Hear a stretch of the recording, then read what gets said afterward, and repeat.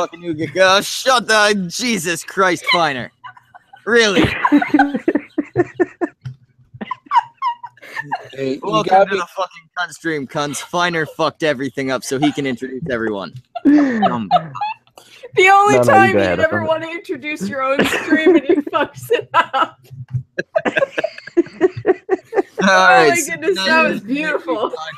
Your main people, me, Samaj, and Nan. Then we have Finer. He doesn't get really introduced because he fucked everything up. And then we Schmeckle. we've got Brett R. Smith, a real adult with a real job who's worked with a lot of fucking comic companies. But more importantly, at least for this discussion, he's one of the main people involved, the editor, I believe, in Thump days. Thanks for having me on. Anytime, man. Yeah. Well, Is there any chance you could kind of tell people what the book's about? Oh, sure. We basically turned Donald Trump into a cute, fluffy bunny rabbit. And Timothy Lim, who's the illustrator, came to me, I think about a year and a half ago, and he had some drawings and kind of an idea of what he wanted to do, which was to tell the story of the first 100 days, with the primaries going into the general. But instead of it being, kind of like a children's book, like remember the one on Kimmel, Winners Aren't Losers? Do you remember that? Trump was on Kimmel. No. Maybe it was Fallon. I forget. I get those two guys confused because they're basically the same person. But they had him on one time, and they'd made like this Dr. Seuss kind of parody children's book called Winners Aren't Losers. And it had Trump, and it would look very Dr. Seuss. And it was really funny, actually, and he thought it was funny.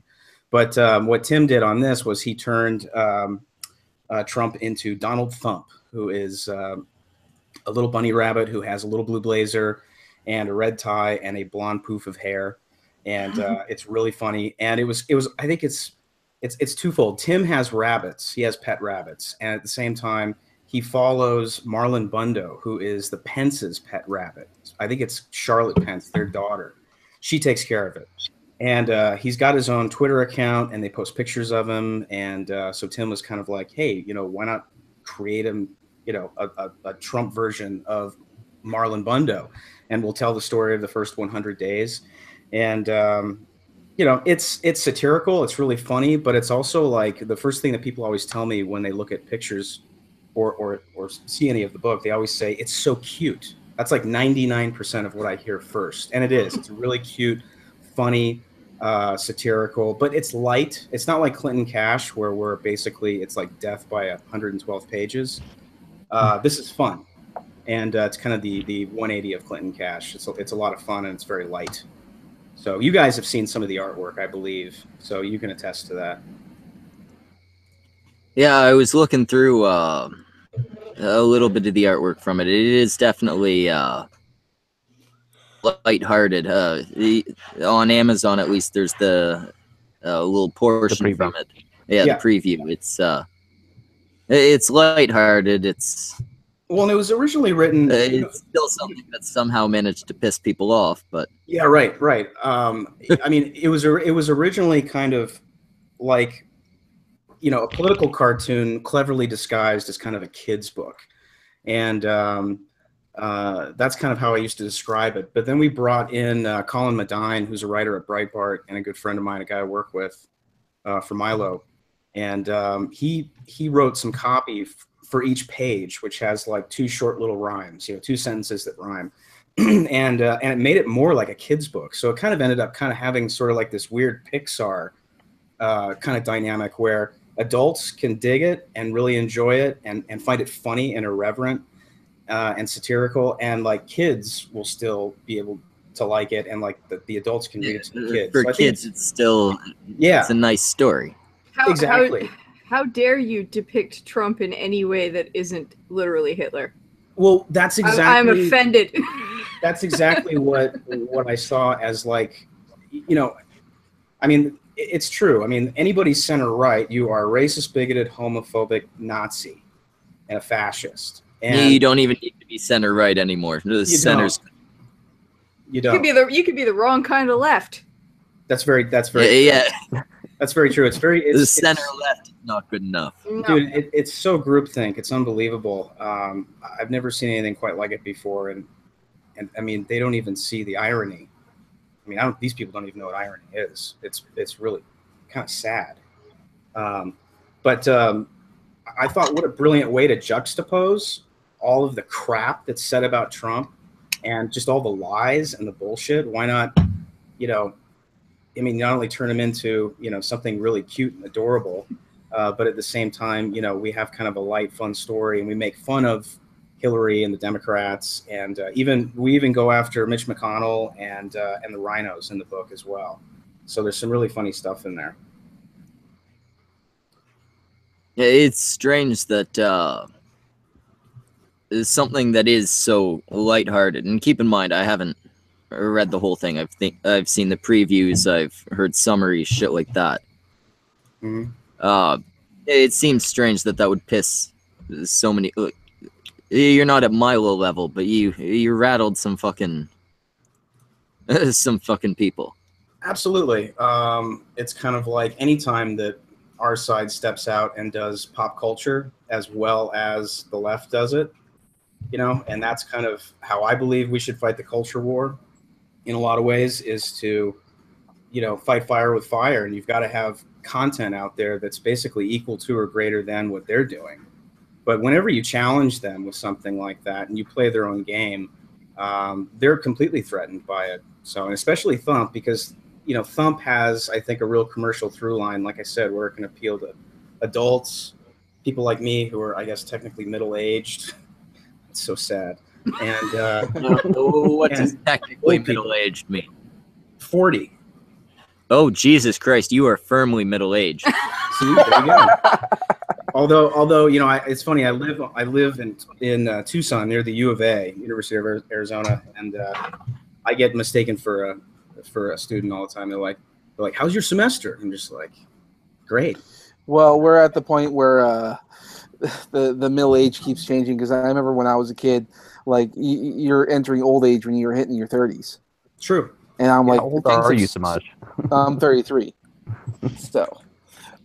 You've been 33 for a long time, Samaj. It's about to end come December, so yeah. Oh, my birthday's in December too. When is yours? Same here. December. Oh, you're no fun. All right, what day of December? 18th. All right, Fourth.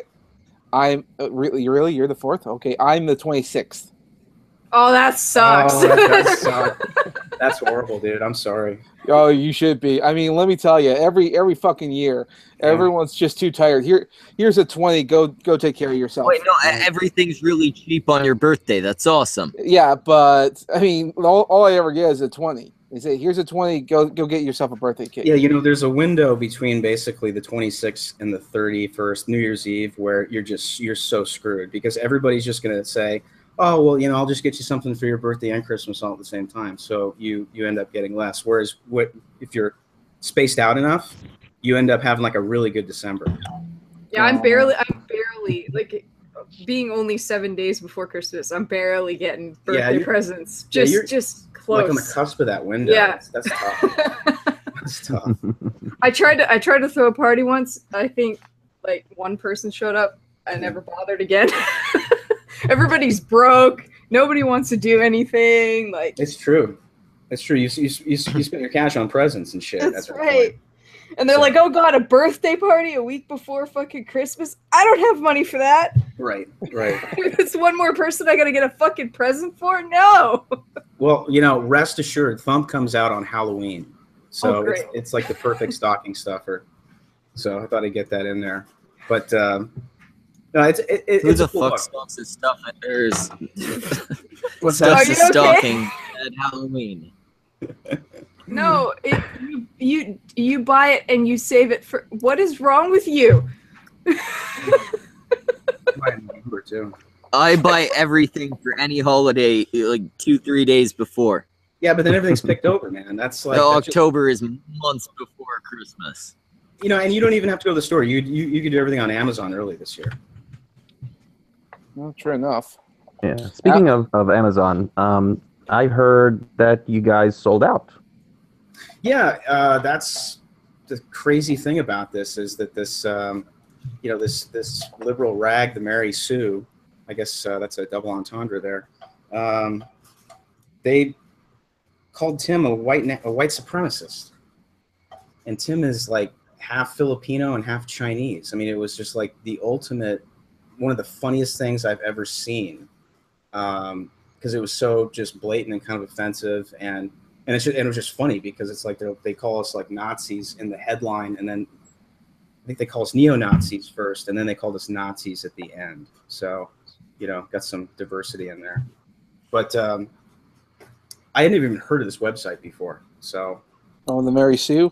Yeah, this was new to me. Look like Richard Spencer, so I don't think you're a neo-Nazi. Well, the funny you don't thing have red is, hair.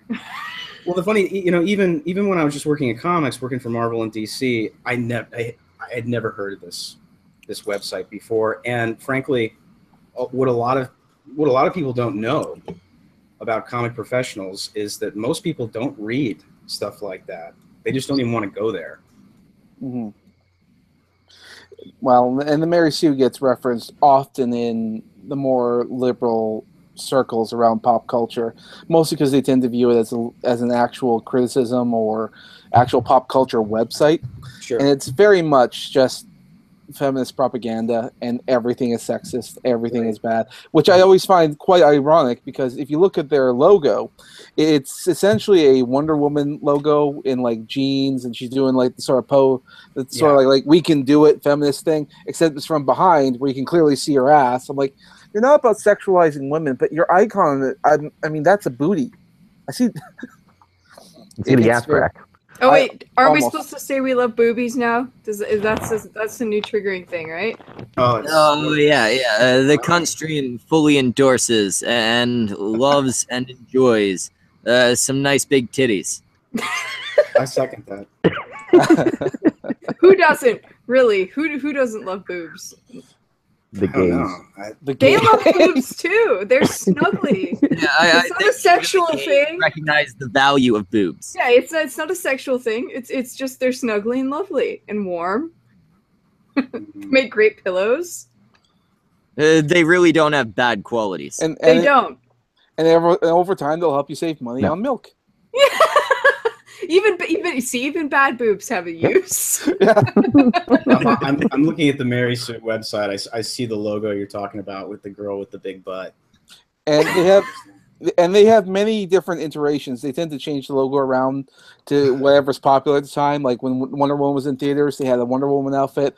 When it was talking about Inhumans, so they change it around based on what's going on. And sometimes it just never. It's always booty. Yeah, it doesn't work in their favor. Are there any dudes that write for this site, or is it just? I do believe so. And the Mary Sue was also quite influential around the Honeybadger incident at the Calgary Expo. I don't know if you heard about that one.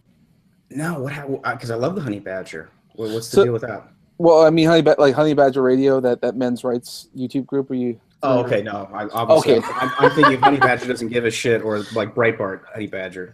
Yeah, no, I got you. Well, no, there's a men's rights group on YouTube called Honeybadger Radio, and they had some of them are artists, some of them are this. So they got a table at the Calgary Expo in Canada, and I mean, wasn't too much going on, but there was a particular panel. I think it was partially sponsored by the Mary Sue, or it was being covered by them. I'm not sure exactly. And some of the Honeybadger attendees went over there. And they asked to answer a question, and they were given permission. They politely answered it, and they put the audio out for everyone to see. Well, apparently that was deemed as terrible harassment by the Calgary Expo, and they were given 10 minutes to clear their table out and leave. What? Yeah, only 10 minutes. Yeah. They called the police and everything and got them out. And then they like scorched earth nuclear bombed all this whole thing. So they were banned from the Calgary Expo, the Edmonton Expo, the Saskatchewan Expo, FanX, almost every convention in Canada. What? So what did they do exactly? Sorry. They answered a question. feminist question. They answered a feminist question politely. And of course, they're taking legal action because 10 minutes is not long enough to clear out your table. And as a result, because the police were there and they were escorting them out, they had to leave some things, and that's partially what. So that's what's going on right now with the Honeybadgers, that they're suing because they lost stuff, they lost time, and Sure. yeah, oh yeah. I mean, Well, they should. Like, somebody approached them with a question and they get kicked out? no, it was the speakers at the panel at the time fielded the question, and one of the Honeybadgers raised her hand and say, like, I can answer that if you'd like, and they gave them permission. But yes, by all means. And she answered the question, and that was apparently the worst thing in the world. So I want to know the context of this now. What was the question? The question was, why are men? It was in regards to men's rights and pop culture, I believe. It's been like 2 to 3 years since the incident, and it freaked me out because the table that they were at was right across from the registration table. That's where everyone signs in. At that very same comic convention, I was actually there as well, and I also had a table and I was selling stuff. And I was there talking to them, and that made me nervous because when I came in the next day and saw they were gone, I thought, oh, is this going to get bad? And I heard that some people were also kicked out who were artists and whatnot. Wow. So it was a very nerve-wracking thing for everyone involved. Well, I mean, that's if they not only kick them out, they kick other people out. I mean, that's a class action lawsuit right there, and I would sue the shit out of them. I mean, that's bullshit. Well, and they're trying to figure out, because I know that they're trying to get a lawsuit going. I know it's been a long process to get this whole situation going, and I don't know if they ever figured out if they can sue, because the Mary Sue is an American publication. Mm-hmm. And that was the other thing. Some other news groups and everything were saying that a feminist group was harassed by angry men's rights activists, which, according to the audio, because if you type in Honeybadgers Calgary Expo, you'll listen to the audio of the panel, and you could decide for yourself if you think that was a harassing thing. I didn't hear anything even remotely harassing. They just sort of answered the question that the panelists sort of said. Bizarre. It was bizarre. It was bad. And the Mary Sue, like I said, their part in all this is that they had some pretty bad things to say about the Honeybadgers. Well, I mean, my impression of them thus far is that they're complete cowards. I mean, I've never seen such chicken shit in all my life. I mean, they're loud on their website. You know, they're big, strong feminists. Who I like to call women in comfortable shoes. I don't know. I don't get it. I mean, if they're so tough and and so brave and so liberated, how come they can't answer our tweets? I mean, we basically, after the article came out, and the article listed it was by Vivian Kane. I don't know if you guys know. I've never heard of her. So does anybody know Vivian Kane? Vivian Kane? Yeah. No. The name rings a bell. Are we talking like the Gamergate Vivian, or are we? I don't know. She writes for the Mary Sue. She's the one that wrote this article. Then no. No. Yeah, exactly. They're not even good at pretending to be strong women because they can't handle opposing opinions. Right. Opposing ideas scare them in real life. You they need have to to be go more crying sensitive. to the police. Opinion can be violent.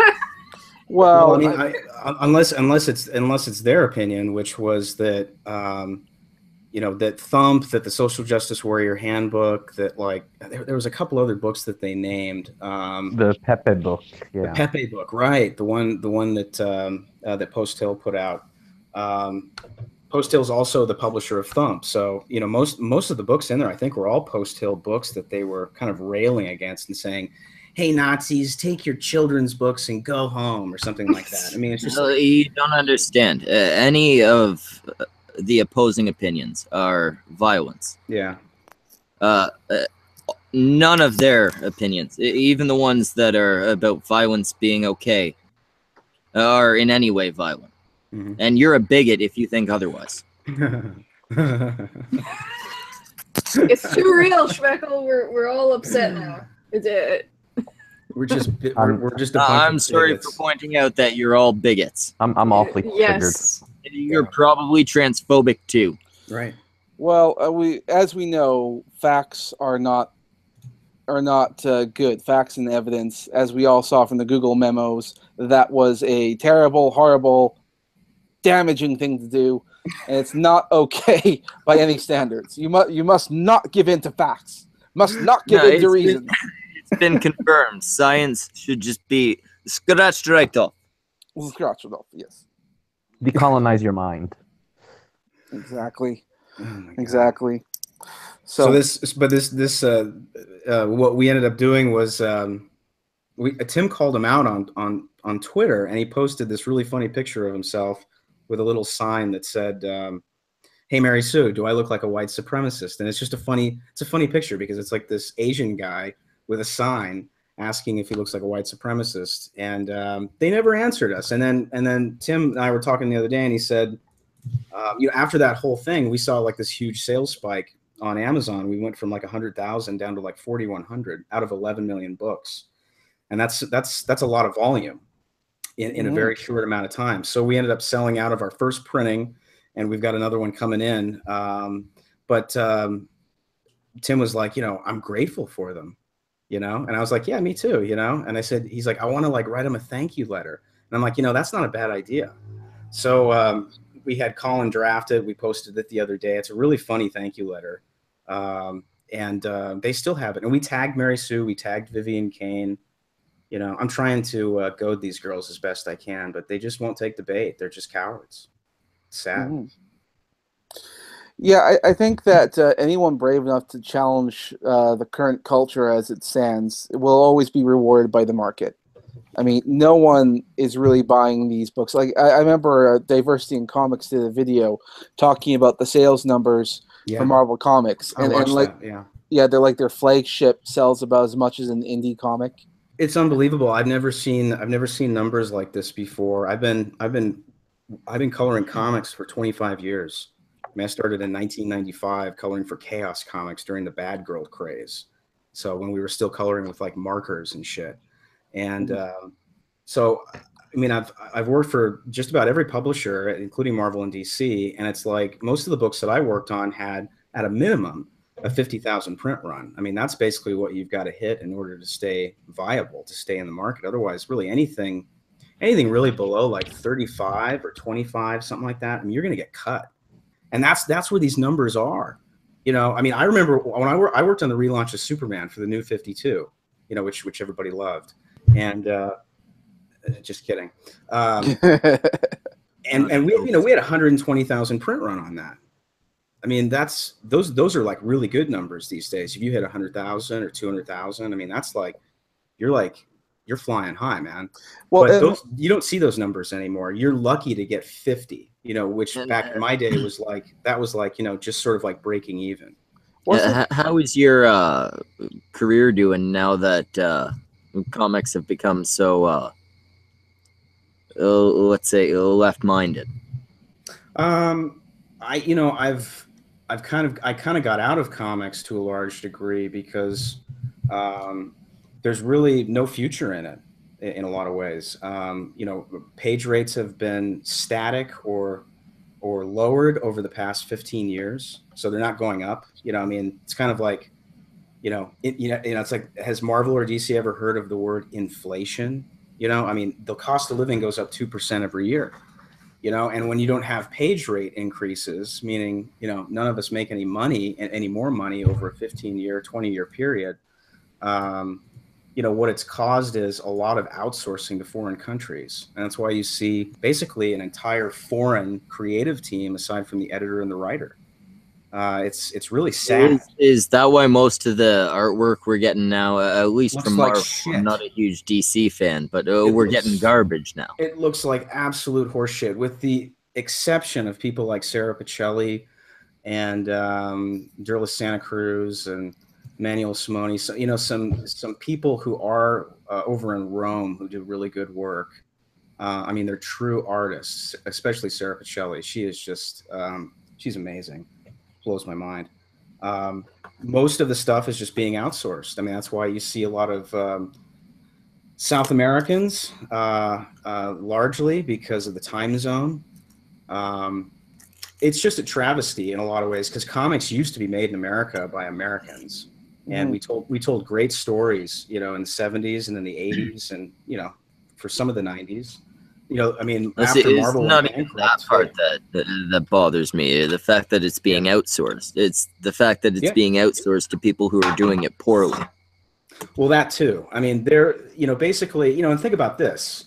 You know, if you're in like Venezuela or if you're in Brazil and you're working for Marvel and you're getting paid in American dollars, I mean, you can do like one book and live for probably like 3 or 4 months off that. Here in America, you know, an artist, a writer, a colorist, an inker, they've got to do at least 2 books a month in order just to stay afloat.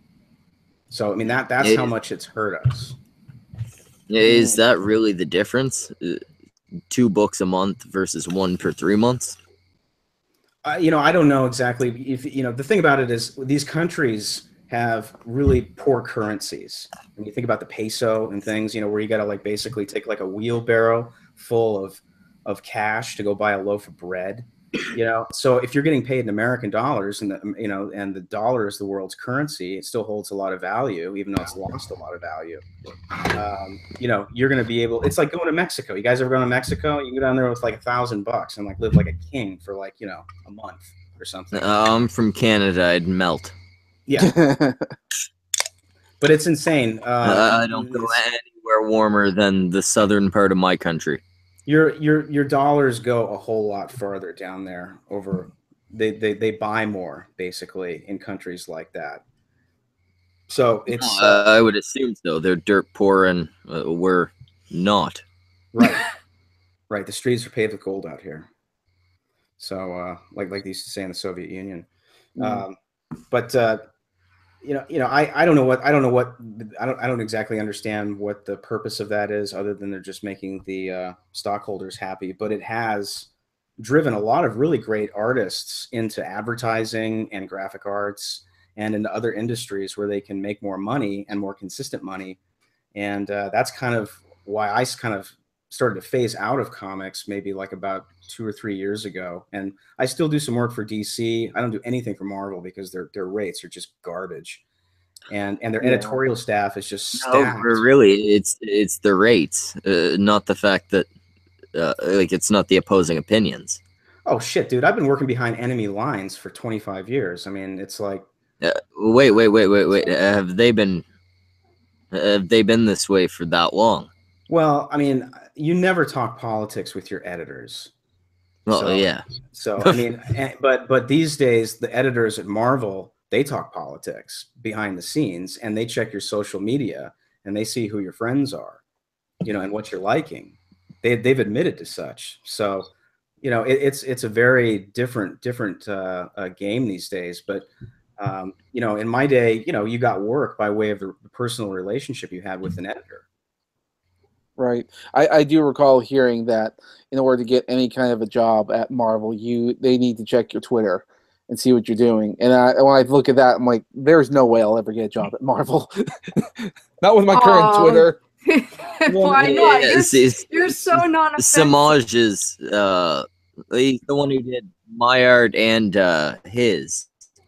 He's got talent, but he's unhireable if they're looking at social media. Well, exactly. I mean, there's no reason why I couldn't just make another account with my real name and just do nothing but comics and say all the nice things. However, in the way that things are currently at Marvel, I wouldn't really want to work there. But exactly. like if I wait maybe another year or so, I wouldn't be surprised if there would be a change within Marvel, because Marvel has already, like, they're owned by Disney, and Disney has already started testing the waters by going to other people. If you've noticed, Star Wars used to be published by Marvel, but now it's being published by IDW. Right. And with different artists, with people that are actually more competent and whatnot. And that's probably going to make them look at that and say, well, I mean... Are they doing everything over at IDW now, or are they still doing some I think IDW is one. They're probably one of the more thirsty people, because they get outsourced they get outsourced for other things like Ninja Turtles and G.I. Joe comics, and that's great and all. But I think they would love to work on bigger projects and be able to pay for other ones. So I think that's why they're starting to work on this. But I wouldn't be surprised if Disney would look at this and go, you know what? we're just going to start outsourcing our stuff. So I wouldn't be surprised if you see Captain America being published by Dark Horse and doing a crossover with Hellboy. That could probably happen. Or maybe eventually they're going to realize they're not pandering to people that actually want to buy their products. Well, I mean, if they want to make money and make actual good products, because as it is, it used to be like you take your kid out to go see something like Captain America. And, hey, that's great. I want to keep watching this or keep knowing this. So they might go to the comic shop and actually buy the comics, the source material. And what you're going to get is you're going to get Black Falcon being Captain America or some other related stuff. And the kids just don't care for that. They like Falcon as Falcon.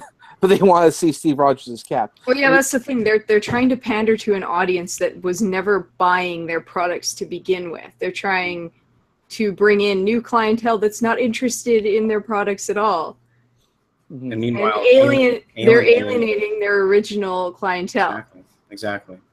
Yeah, it's just unified lunacy. I've never seen anything like it before, and I don't understand it because it's killing sales. The board should be up in arms about that. You know, Ike is just lost in space.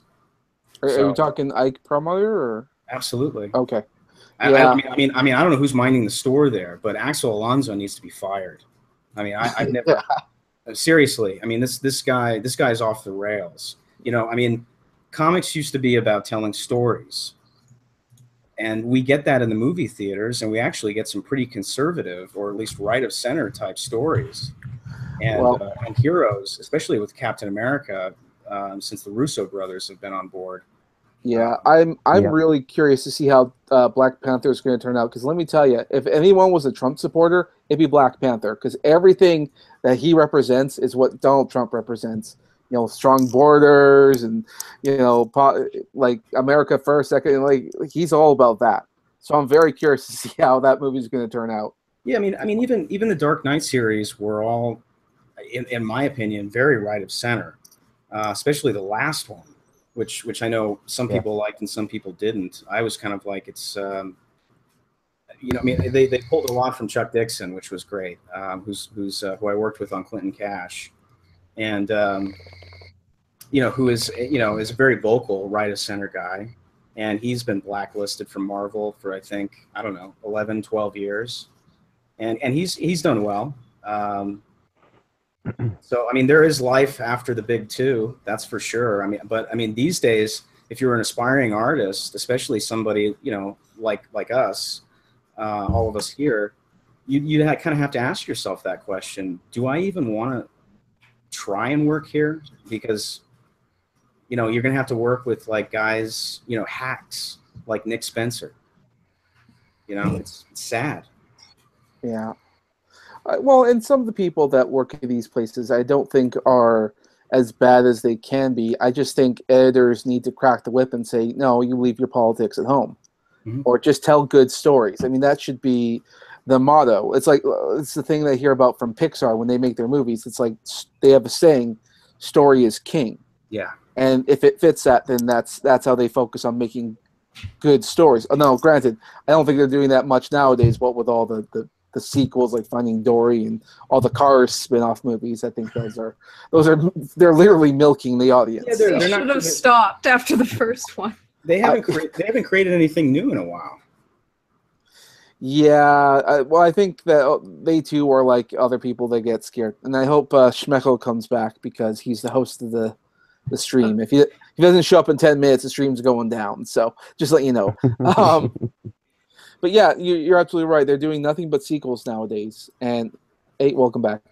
And it's really not good, and it's going to hurt them pretty soon. Granted. Well, I think what happens is they get these waves of outrage police, and there's 2,000-3,000 of them blowing up their social media, and they think they've done something wrong.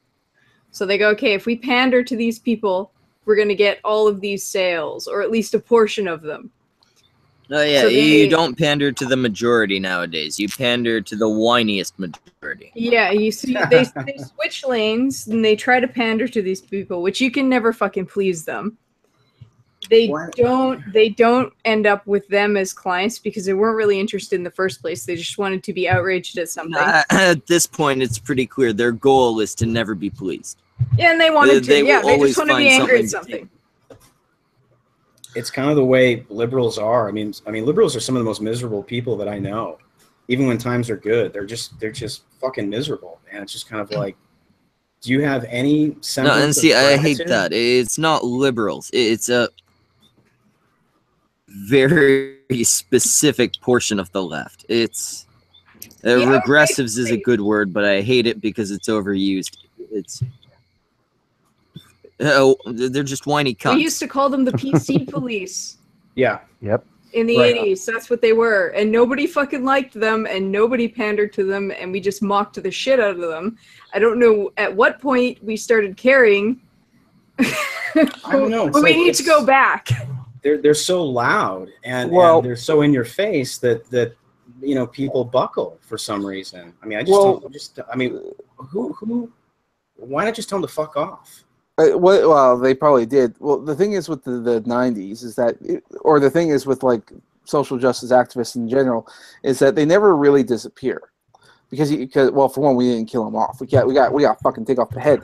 But in the case of like back in the 90s, what ended up happening is that a lot of them just sort of shut up, but then they started doing things like they ran in schools. They were professors in colleges. They're teachers in like high schools and all that stuff. And then a lot of them became politicians. And so they literally engineered society to be more on the liberal side of things, which is just all kinds of creepy. I mean, it just makes me cringe to think about it. But yeah, it's funny. DC hasn't quite gone as deep into the rabbit hole as Marvel has, and it's kind of interesting. I think with DC that they actually have listened to the fans, and they actually decided, this isn't working, which is And see, that's something that I really hate because I much prefer Marvel as far as the stories go. Me too. But Marvel, the past couple of years, have run themselves into the ground.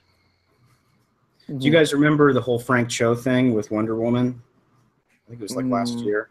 I believe so, but just in case anyone's forgotten, or for our listeners, do you want to fill in? He means no, he doesn't remember. That's okay. Well, there's been a few Frank Cho incidents, so you'll have to be specific which one you're talking about. Well, Frank, who I've worked with a couple times on Savage Wolverine and Guardians of the Galaxy, who's just one of the greatest guys to work with. I am so jealous. I love his work. It's so good. It's just gorgeous, man. And he's actually pretty easy to color. Out of all the guys I've worked for, it's funny. Frank's probably, because I think you have a lot of fun when you're coloring Frank. Because the art is just so gorgeous. His line works are very defined. You know exactly what's going on and what needs to be. It's not overly complicated, and it's beautiful. Yeah, he's got a real economy. I agree. I think it's a great point. Frank's doing Wonder Woman covers. This was the story as it was told to me by another pro at DC. Frank's doing all these Wonder Woman covers, and they're not provocative at all. If you know Frank's work and if you've seen some of his stuff, like his women graphic novel is gorgeous, and it's got a lot of nudes. I know that's shocking, but he does amazing figure drawing. But he did these gorgeous Wonder Woman covers, and I think he had a couple, kind of butt shots, but not super obvious ones like Frank usually does. Because Frank really brought booty back in a lot of ways, especially into comics. I'd say maybe 10 years ago or something, when he really started to crank. He was doing Ultimate Avengers, I think. I forget what it was, but he did a run on Avengers that was just fantastic, and he drew the Wasp, kind of like a gymnast. He makes all of his chicks look kind of like gymnasts, which would be kind of realistically, that was probably what a superhero would naturally look like. And gymnasts, and I did gymnastics in high school, so I can attest to this. Chicks that are in gymnasts end up having big butts usually. Yeah, largely because they do a lot of floor and they do a lot of bar and they do all this stuff which involves glutes and legs and ass and shit. So they end up with, big booty, which is, a good thing. So Frank brings this back. He gives Wonder Woman kind of a booty on a couple of these covers. And it was the writer who just pitched a fit to editorial. So they go to Frank and they say, the writer's not comfortable with these covers. So they cropped one of them, and then they made Frank change something on her tiara. And then he finally, and the guy kept complaining. The writer kept complaining and pissing and moaning. So Frank was finally like, he just wrote a letter to the editors and just resigned. Said, I'm done. Yeah, I'm actually looking at a couple of Frank's covers here right now with Harley Quinn, and they are fairly tame. Granted, there's one of her in a yoga pose, and another with her walking a dog, and they both have like a wiener dog in them. And Can you put it on screen? One second. I gotta get Wiener dog. a wiener dog. Yeah, I mean, A wiener dog is a definite sign of misogyny. Every comic book writer is as bad as every game creator. exactly. Oh, there you go. Yeah, there's the wiener dog. And that's a fairly tame Harley Quinn cover. Wow. And this nice. one, I mean, it's got the usual like style to it. Super tame. Super tame, very tame. Although I will admit, if you go on to like Frank Cho's Facebook or onto his Instagram, he will troll the hell out of you because he will grab one of those blank covers that they sell in stores for artists to do little renditions of it, and he just sort of jokes about the comic. He jokes about how he's a total troll on there. But he does it with his art. Those. Yeah, I've seen those. They're brilliant. And they're far better than what we're seeing right now with Harley Quinn. Well, and it's like you guys stated that this is coming from a real specific section of the left, because Frank is a left to center guy, and he's getting persecuted, by his own kind, basically, or his own, that sect of the ideology. Mm-hmm. So it's bizarre. Everybody's sort of drifting towards the center now. Everybody with a brain, anyway. Yeah. Well, I guess the one way to sort of identify is a lot of people are saying that these are more like progressives, which is why we sort of dub them regressives, because they are very regressive. That's like, women's sexual liberation. Yeah, no. We got to step backwards. Like everyone's like maybe a few years away from being in burqas. I mean, they're becoming the new Puritans. Actually, well, we already have a Muslim and they're regressives because they're at the point fine.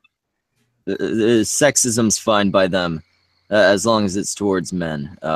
Racism's fine by them as long as it's towards white people. They have old ideas, just aimed differently. Basically, yeah. I was actually having a conversation with Atlas in the chat about how they're gender bending characters and how they're forcing already pre-existing characters into completely different roles to pander. Yeah. Which drives me crazy. Have you seen the new Squirrel Girl? If I want to see an autistic A-cup self-obsessed cunt, I'll just Non's still here. Somewhat. Oh yeah, that's true. You are. It really redefines lack of creativity. Turning the Hulk Asian, turning Thor into a chick, turning Iron Man into a 15-year-old. I think that it's a little bit insulting, honestly. Like, wouldn't you, as a strong woman, be insulted that you can't get a new character? They just gotta slap a pussy on an existing one and go, here you go. Yeah, it's pandering. No, I'm sorry. At this point, I can see why all they're doing with these new characters is recycling them, because there aren't a whole lot of original ideas left. Well, unless you want like fucking Roman calendar man, Gregorian calendar man, that's the extent you'd have to go to at this point for most of. Well, that's just it, though. They've always rebooted them. It's just kind of what comics do. Yeah, it just seems dumb to me that they're rebooting them all to pander. Yes. Well, to be fair, I mean, I don't mind things being rebooted and tested out, But I think that when the market is speaking and telling you that we don't like this, then they usually change, because Marvel has rebooted stuff all the time. They'll introduce new stuff, but they'll always go back if things don't work out. The thing is, right now, is things aren't working out, and they haven't gone back. Right. They haven't turned ship yet, and that's the new part. It's like you have massive fan outrage over your current direction, and you're still not fixing it up. Part of the reason I think for that is because they tend to think, well, we don't really have to worry about the fans because, Big Daddy Disney is taking care of us, which is the newest thing. They've never had so much. We're making movies. We're good to go. Yeah, so like, hey, you fucking comic fans, shut your fucking mouths. We're in Hollywood. No, that's very true. That's very true. And the focus is on the movies and on the merchandising, which is number one to Disney, because that's how you monetize everything. Is through the merchandise. And every time I go to Target or wherever, Walmart, I mean, there's Marvel shit on everything. I've never seen it. I've never seen anything like this before, where it's so mainstream and so commercial, which, that's not a bad thing. It would be great if they were using the comics to market the movies. And I don't know why they don't do that. They could be making a shit ton of cash right now by following the movies and working storylines in and threading in and out of the movies. And Doing why they don't do that and tie in with Kevin Feige, or however the hell you say his name. Feige. Thank you. I don't know why they don't do that. But Kevin, I think about a year and a half ago, was so fed up with Ike that he went to the top brass at Disney and said, "Get me the fuck away from this guy. I don't want anything to do with him. He's a pain in the ass.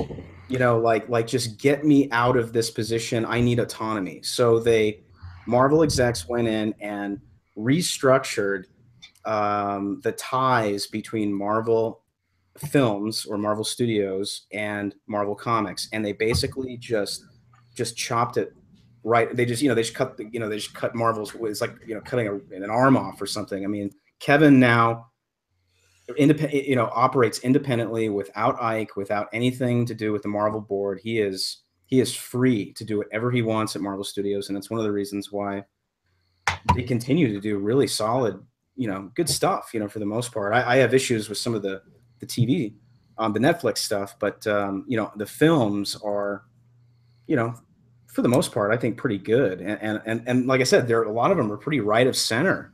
They have kind of conservative morals, and messages, which it's kind of like they put Tony Stark and Captain America in a movie. They're going to be a little to the right.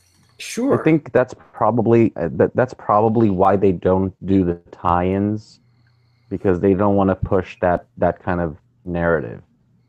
Well, do you mean the tie-ins with the comics or tie-ins with the TV series? Well, if the movies, like Brett says, are so of a conservative bent, it would be very difficult for them to take the existing comic books that they have and do tie-ins to that with their existing narrative, which is very left authoritarian. Absolutely, yeah. There's one editor there that recently came out and said, of course we're trying to influence the culture through our stories and through basically a social justice warrior. I think she said she called it identity. She said they were using identity politics through comics. This is an editor at Marvel talking this way. I mean, basically they're saying, yes, we're subverting the culture, and it's like Sun Tzu, The Art of War, said the highest form of warfare is to subvert the culture from within, because you don't need to raise a standing army. And this is like communist type shit. You go and you watch videos of like Yuri Brezmenov. He talks about this back in the 80s, how the Soviet Union finally figured out that there was no way that they were ever going to beat us in the Cold War or a hot war, that basically the only way they could take down America was by subverting the culture through entertainment, education, the media, now tech. Fortunately, the Russians aren't very good at entertainment. They're retards. Well, yeah. I guess I should ask, how likely is it that someone in Marvel is being paid by George Soros? What's weird is Ike is supposed to be kind of a center-right guy. I mean, he's friends with Trump. I mean, I don't know if that means that they're just business partners. I don't know. I don't know what the deal is, but Ike is he's a cheap bastard. I heard a story that he was pissing and moaning about the movie premieres. This is one of the reasons why Kevin just like threw his hands up and was like, "Get me out of here." Ike was pissing and moaning to Kevin about the fact that members of the press were given multiple sodas. He said, I want to institute a one soda policy at these premieres to the press. He's like, we don't want to be given any pop, you know. So, I mean, this is what the CEO of Marvel is focused on. So I mean, obviously he's a dollars and cents kind of guy, and you'd be thinking like, who the fuck is an editorial and turning in these garbage numbers? Yeah, you'd think if he's the type of guy that's really concerned with pinching pennies, he'd want his business making money. You think so? You know, and dude, there's 60 million people out there who voted for Trump. They have money. They want to be entertained. They want to have content written for them. I mean, that's one of the reasons why we did Thump, was to target those people, because right now all they get is just anti-Trump stuff. There's, you know, if you go on Amazon, there's a ton of anti-Trump children's books. Oh God! Really? So why do kids care? What for the parents? What is this, like child abuse or something? I mean, should I call, you know? Hey, my 8-year-old heard that CPA? Trump got elected and said something really deep about something. Yeah, right. Yeah, my child who is still assessing their gender, you know. Oh my God, my genderless child. That should be a children's book. It probably is. It's not. I'll have it done by the end of the night, Anon. I'm writing that down. I'm gonna need some illustration. It's not my genderless. You guys are all stealing genderless. my fucking brain nuggets here. This is bullshit. No, It's not my genderless child. It's my genderless cluster of cells. Exactly. Yeah. Did you just assume the makings of this being? Yeah, it's not even a zygote anymore. You can't even say that. Did you assess God's plan before he's even finished? Did you just assume my religion? I think I did. This is the insanity of how far things will go. No, it's true, man. I don't really understand where these people think they're going with this, because you know, you look at what identity politics has done to the Democrat Party. I mean, they're not even a national party anymore. They're a total regional party. I mean, there's more houses and senates, states on the state level, and Republican governors. I mean, the culture to a large degree in America is rejecting, obviously, their political platforms. We still kind of have to. You know, I mean, they still run entertainment and they still keep throwing garbage at us, but I don't think people are going to see this stuff like they used to anymore. Mm-hmm. So, and it's reflected in the comics as well. Nobody's buying the comics. Nobody's going to the movies. TV's great, but you know, Hollywood's just garbage, man. Well, yeah, Hollywood's almost always been garbage. It takes people on the outside to actually rejuvenate it.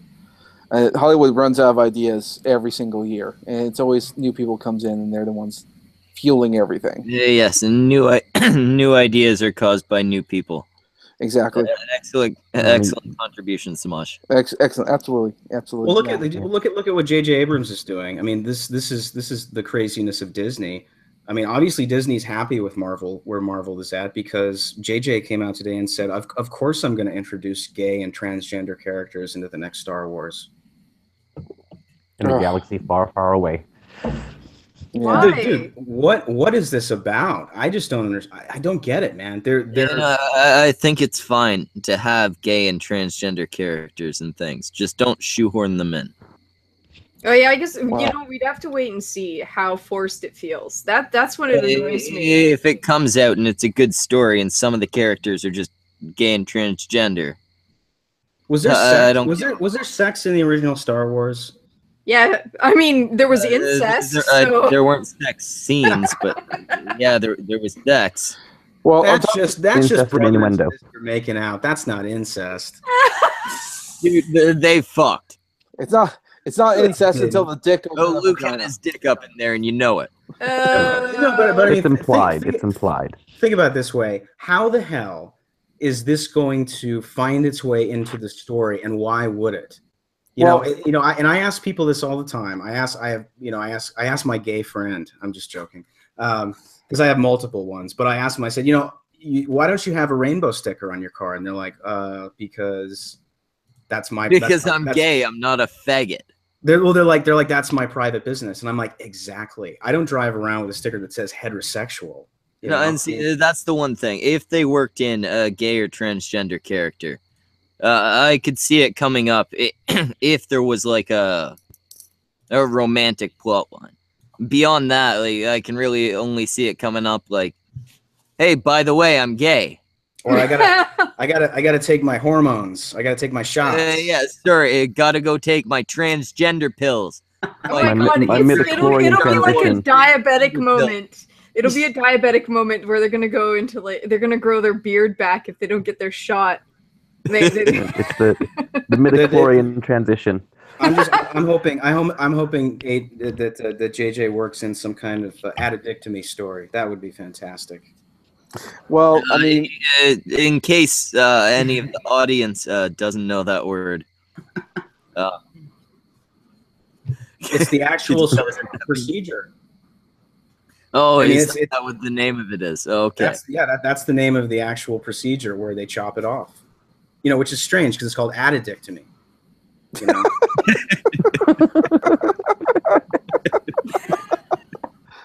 Somebody fucking naming that is taking the piss for sure. Somebody giggled the whole time they were writing that word out. They had to have been. I can take it further. You know what it's called to have your balls chopped off? There's actual surgical procedure for that as well.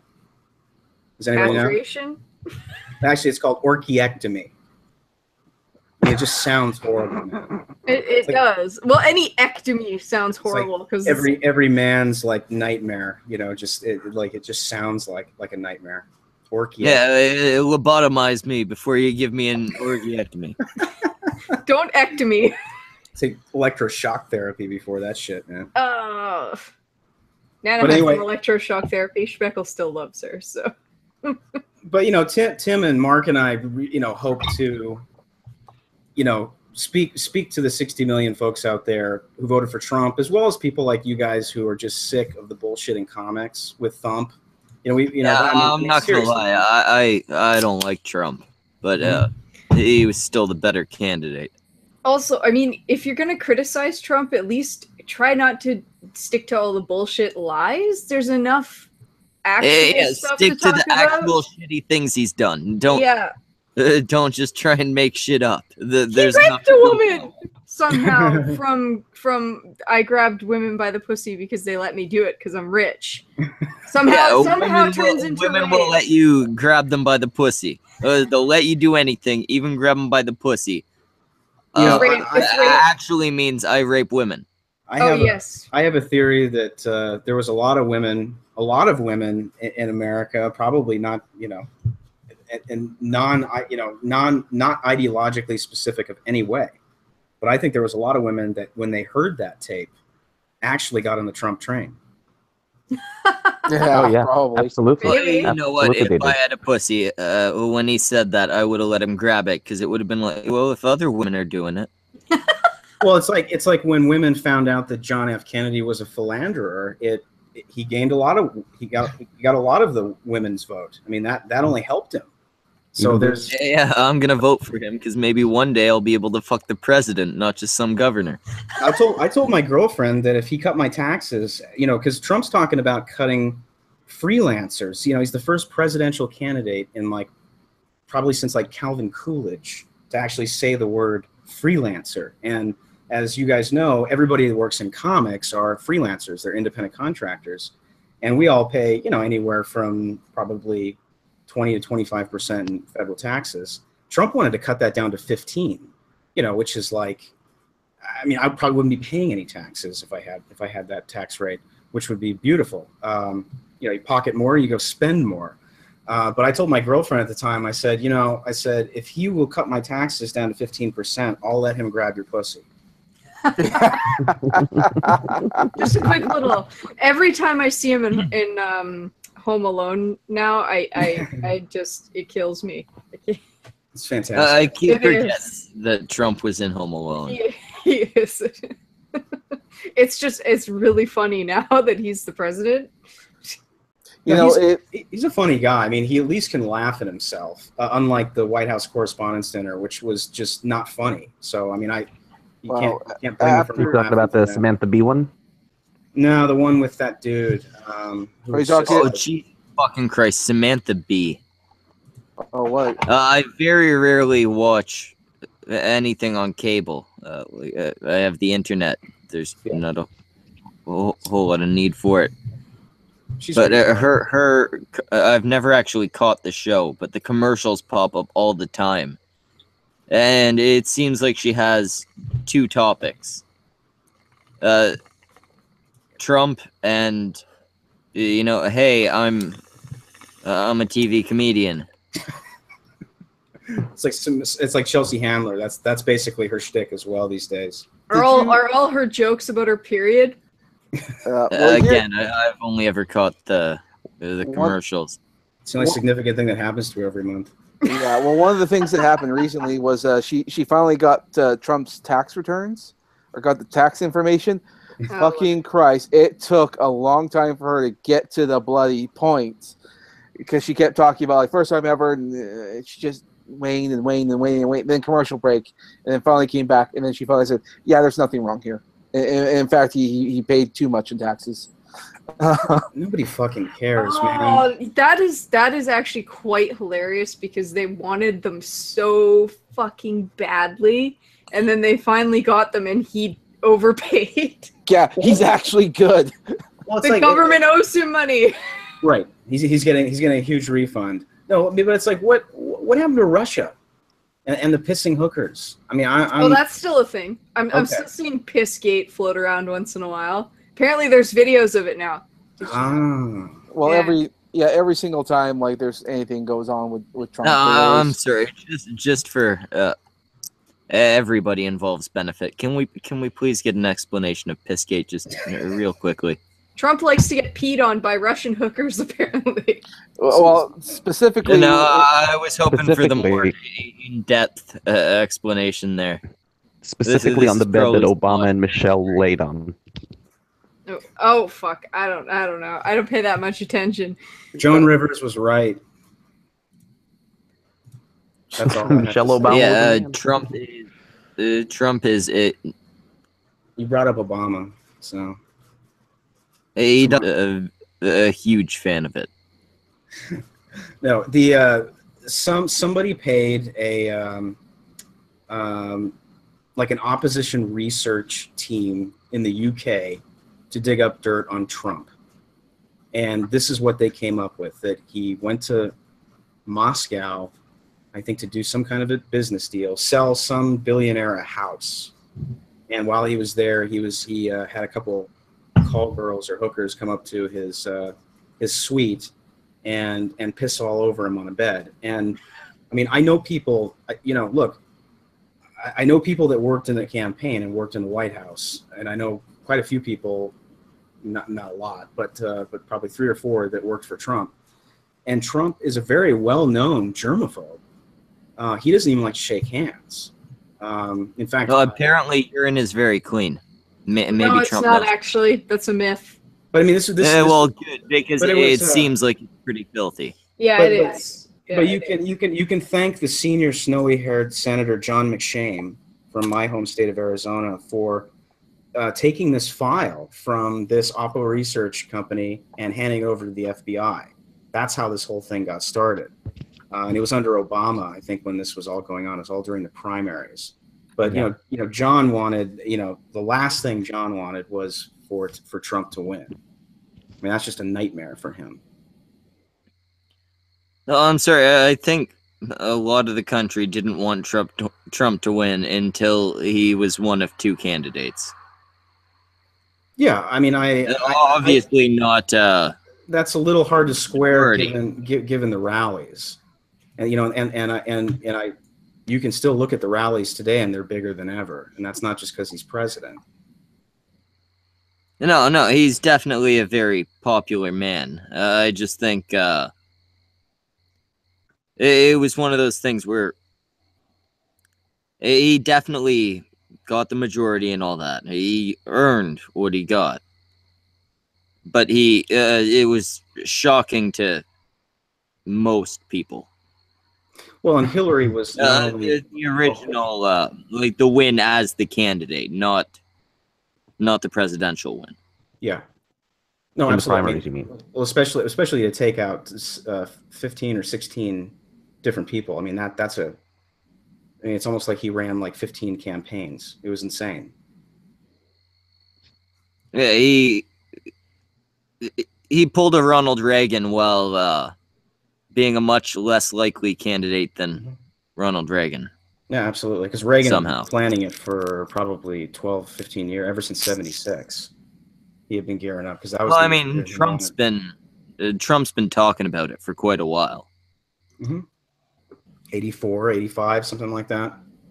Yeah, absolutely. Hillary was also just so horrible on so many different levels. Well, I feel like that's why he won the actual presidential race. Maybe not any of the other Democratic candidates, but definitely most of them would have done considerably better than Hillary. And since the race was so close, that basically means they would have won. Well, they had a lot of people cross over and vote for Trump. A lot of centrist, kind of what they used to call Reagan Democrats or Blue Dog Democrats back in the 80s. They crossed over to vote for Trump.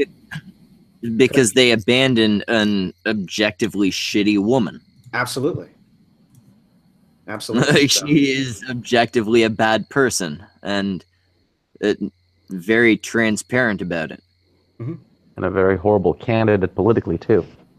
Oh, she was awful. Yeah, she also did not give a fuck during that election. She thought I'm she a was woman! Vote for me! Right. She thought she was gonna win the whole fucking time. Everyone thought she was going to win.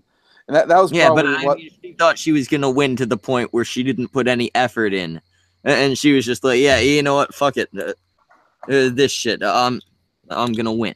Have you seen her put on a fake Southern accent doing her speeches? Multiple times. Oh, It's hilarious. Awesome. My God. Now, we open up in Clinton Cash, the graphic novel. If you guys have not checked out Clinton Cash graphic novel, you need to buy it. If you like the National Lampoon at all, especially the early stuff from the 70s and the 80s, you will like Clinton Cash, because Clinton Cash graphic novel was written and drawn and produced to read like an old issue of the Lampoon, when it was funny and controversial and would just tear up people. But we open up in Clinton Cash. The first panel of Hillary is her doing her speech where she's saying, "I don't feel no ways tired."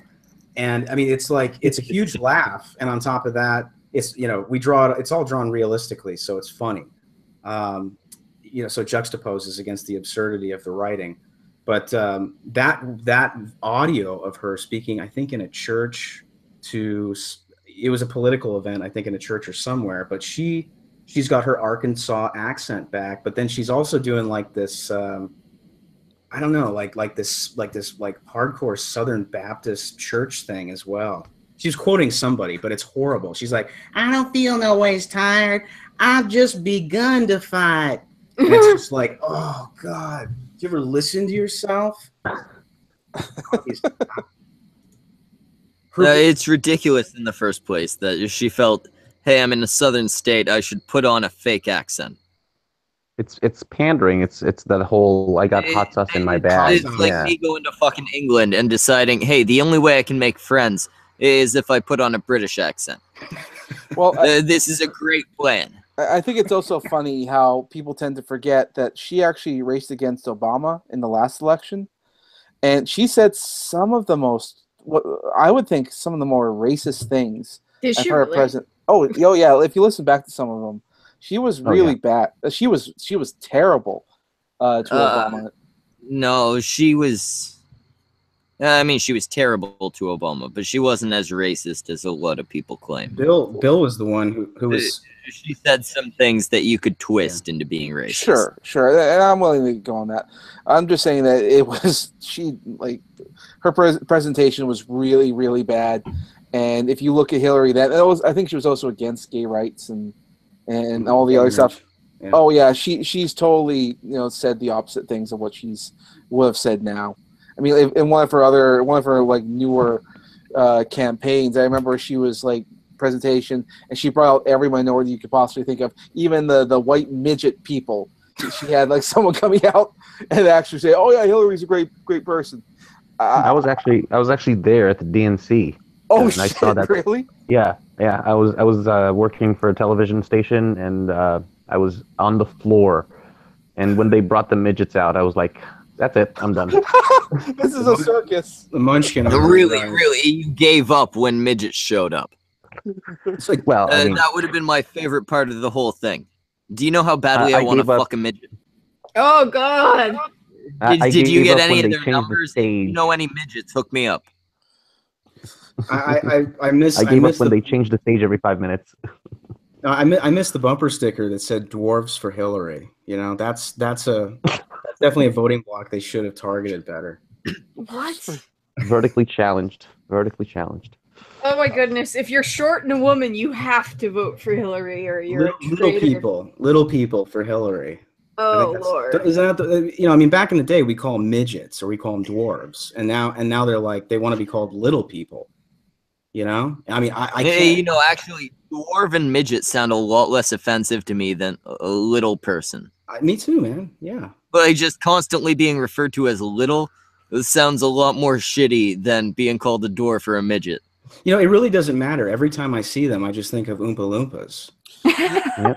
I couldn't help but think that her first attempt was probably she was trying to get Peter Dinklage from Game of Thrones, and he's like, "Yeah, no, I ain't standing next to that bitch." Yeah, I didn't know he was American. I had no idea he was American until like I don't know, a couple weeks. Oh yeah, he does an accent I have no really idea well. why the fuck he's famous. He's a good actor. He's got chops. He's a good actor. No, I know he's in Game of Thrones and shit, but he should have never got the role. We already have the guy from Willow. That's all we need. We only need one midget in Hollywood. No, Warwick is like an old. No, man. we've got two. We've got Vern Troyer and then the midget from Willow. Well, you can't. First of all, there's 2 reasons why you can't get him. Well, the actor from Willow is getting too old, and Vern Troyer is having. He major looks health. a lot more like fucking Tyrion is described in the books. Yeah, but what's his name? Yeah, they fucked up on the looks, but they did that for a lot of them. So. Also, I mean, yeah, but let's face it, it's not like Hervé Villachez could have played Tyrion. I mean, that's Fantasy Island guy, Deplane.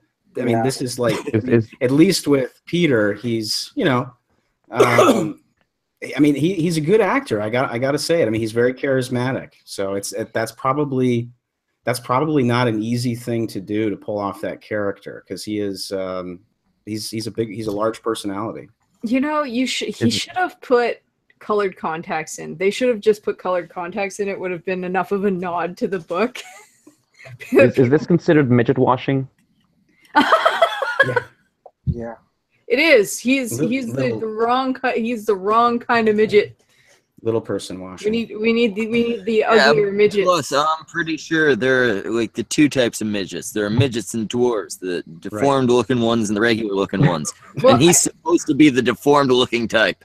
Yeah, midgets are short all around, and dwarves have regular-sized heads and torsos and tiny limbs. I think that's the distinction. It's like Middle Earth. And the dwarves are a little bit taller, usually, than midgets. So the dwarves are dwarf among midgets. Yes. Better to be a dwarf than a midget. You're not going to be everybody's cup holder.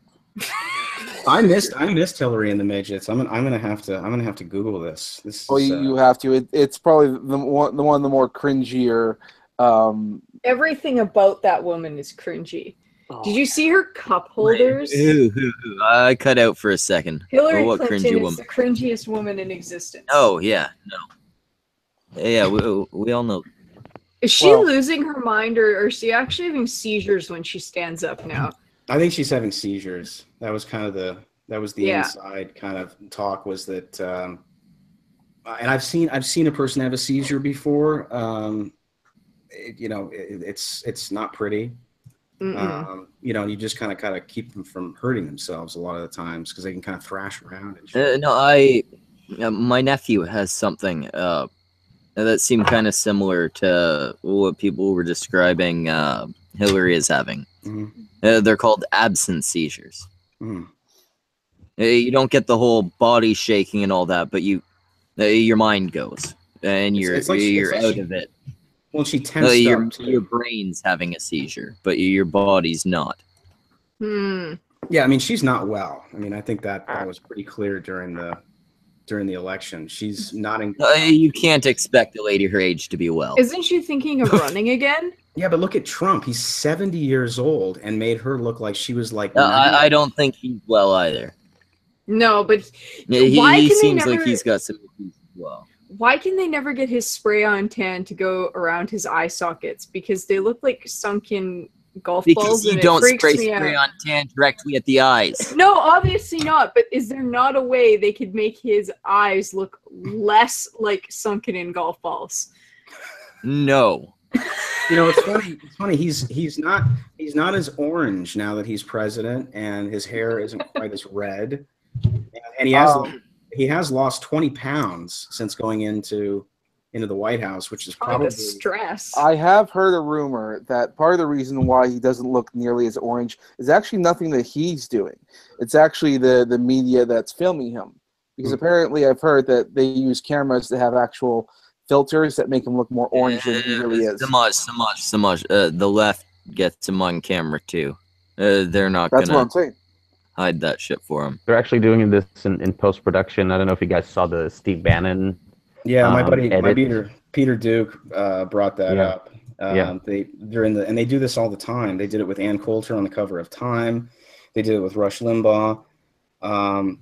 Peter is like a 40 or 50 year professional photographer and has been creative directors for advertising agencies. He usually takes pictures of Sabo and some of the other guys on the right. All of the pictures on Breitbart are all done by Peter. The James, what was the Google's guy's name? James, is it James Damore? Yeah, James Damore. He took the good picture of James. Peter's just a fantastic photographer, and he's friends with Steve, like I am, and we both watched that. And I kept thinking to myself, this looks color corrected for some reason, and it's probably just because I'm kind of associated with the industry. And then Peter had an op-ed written about it, or maybe just posted like on a blog or something, and talking about how they went into post-production with the 60 Minutes interview with Charlie Rose and Steve Bannon, and they screwed with the colors and also the lighting to make him look, kind of like sinister. They even did that to OJ. Time did that to OJ with the mugshot. They darkened his eyes. This was way before Photoshop. They did it all in like a dark room. But like the left does this all the time. They manipulate, the photograph in order to frame the narrative. The same way that they also edit this stuff in order to kind of get what they want. That's actually frightening. Well, it's one of the reasons why guys like Milo and others are now having a camera guy stand to the side, like at a 3/4 angle, with a phone or with a small camera, and record the entire thing, and then release the raw footage. So if you want to watch, Alex Jones does this as well with stuff, and I think it's brilliant. I love. Oh, do you really need to fucking edit Alex Jones to make him ridiculous? I don't know, man. I mean, how much super male vitality do you want to take? Well, I kind of wish. Conditioning. I love the gay frogs. It's my favorite. It's hilarious. It is. It's great. I wish. It's not even the modern Alex Jones that amuses me. It's every part of his existence ever. Dude, that thing with the Young Turks, where I never really paid much attention to that guy until he rushed onto the stage and kind of party crashed the Young Turks at the RNC convention. That is one of the funniest. That's some of the funniest video I think I've ever seen, especially where he he's standing beside Sank, or however the fuck you say that guy's name. Chank. And Chank. That's even funnier. Yeah. Chunk. Chunk. Yeah. Yeah, I like Chunk. And he's like, hey, you seen our Bill Clinton shirts? You know, and Chank's like, no, I haven't seen those, Alex. And like he like unfurls it, and he's just like, rape, you know, and like, you know, you can see the picture of Bill and it says rape down below. It's like kind of like the Obama graphic, the red, white, and blue graphic from 08. And then, you know, and then Roger Stone comes up and joins in. Roger's crazy. And that whole like just combative craziness was just hilarious. And, you know, it made for good video. He's got balls. I'll give him that. Alex Jones is nothing if not entertaining. Oh yeah, that's his shtick. I don't think he believes half the stuff Alex he says. Jones does, I will watch. Well, I mean, he in a lawsuit with his ex-wife there over potentially getting custody of the kids. She tried to use that was Jesus Christ. That was actual crazy. That was terrible. Well, she tried to use the video or Alex Jones' show as, you know, a reason why, you know, he shouldn't have custody of the kids. And of course, what Alex Jones did is like, well, he doesn't want to lose custody, so he actually had to come out and say, "This is a character that I perform," and that's almost performing career suicide, saying, "Yeah, what you see on screen, that's not me. That's literally what I'm doing." You're not talking about the part where he stood outside the courthouse yelling shit. I don't know about that part. I wouldn't be surprised. That was what I was referring to. Oh, okay. No, I was referring to the court thing where he fully endangered his children, or his ability to see his children, rather, by being Alex Jones crazy. Yeah. No, I don't know about that. I know his wife tried to use the show to take the kids, but yeah, this was as a response to that. He definitely stages stuff, that's for sure. I mean, I think even down to that recent video where he's walking around like Portland or Seattle, and that guy throws the coffee on him. That's been proven to be staged. Right, because that guy looks like some like a wrestler, like affiliated with wrestling or something. Yeah, he has a Seattle or like wrestling show. It's kind of Andy Kaufman kind of stuff in a way, but political, which is really bizarre. He's a strange dude. It's dishonest when you do shit like that for views for your show. It's worse than dishonest when you do it to push a political viewpoint. Yeah. He can do better than that. All theater. Yeah. I'm not sure Alex Jones can do better than that. I just can't get over that. I knew it was staged when he was like flipping out, like there's a clip of him like flipping out and like tearing his shirt off. I mean, it's like all that manliness, all that super male vitality. I mean, he's just. We've all seen the horse picture. He's clearly the manliest of men. You're right. Wait, what horse picture? Do I even want to know? Oh, no. Alex Jones horse. Google it now. Okay. Is it better? But don't blame me if your lady boner breaks the button on your pants. I'm scared. And I'm not wearing screen. pants. You're not wearing pants? I never wear pants. Oh, that's true. You don't. Never mind. Her employees are all very, very amused. I mean, I have to wear pants at work. I meant on streams. You didn't let me finish, but you know. Well, we couldn't let you finish. You're a woman, and there's supposed to be some type of patriarchy of some sort. Well, there's a lot of pictures of him on horses. Well, there you go. There's one of add the word shirtless. Well, yeah, no, he's shirtless in all of them. Oh, well, then I mean all of those. Okay, well, he's on a beach on a horse in a Speedo. That's something I didn't need to see. That's the one. That's the one. He's also on a horse by a cabin. The horse looks really sad in that. In jeans. Well, yeah, he's fucking heavy. That poor horse. He's like, God, I'm working overtime today. Speaking of shirtless men on horses, Usually they loan me out to children. Yeah. Speaking of shirtless men on horses, are you guys going to work in the Vladimir Putin into the next Thump book? Yeah, Oh. we've been talking about a sequel now, and it's kind of like, what do we do? And there's certainly, there's no lack of content, that's for sure. To adapt. How do you bonify? I can tell you exactly what to do. How do you No, I'll wait? send you an entire script at some point. How do you bonify Putin's name? Oh God, that's a great question. Tim is the master. I don't know if we do necessarily a rabbit for Putin, because we turn Mitch McConnell into a turtle in the book.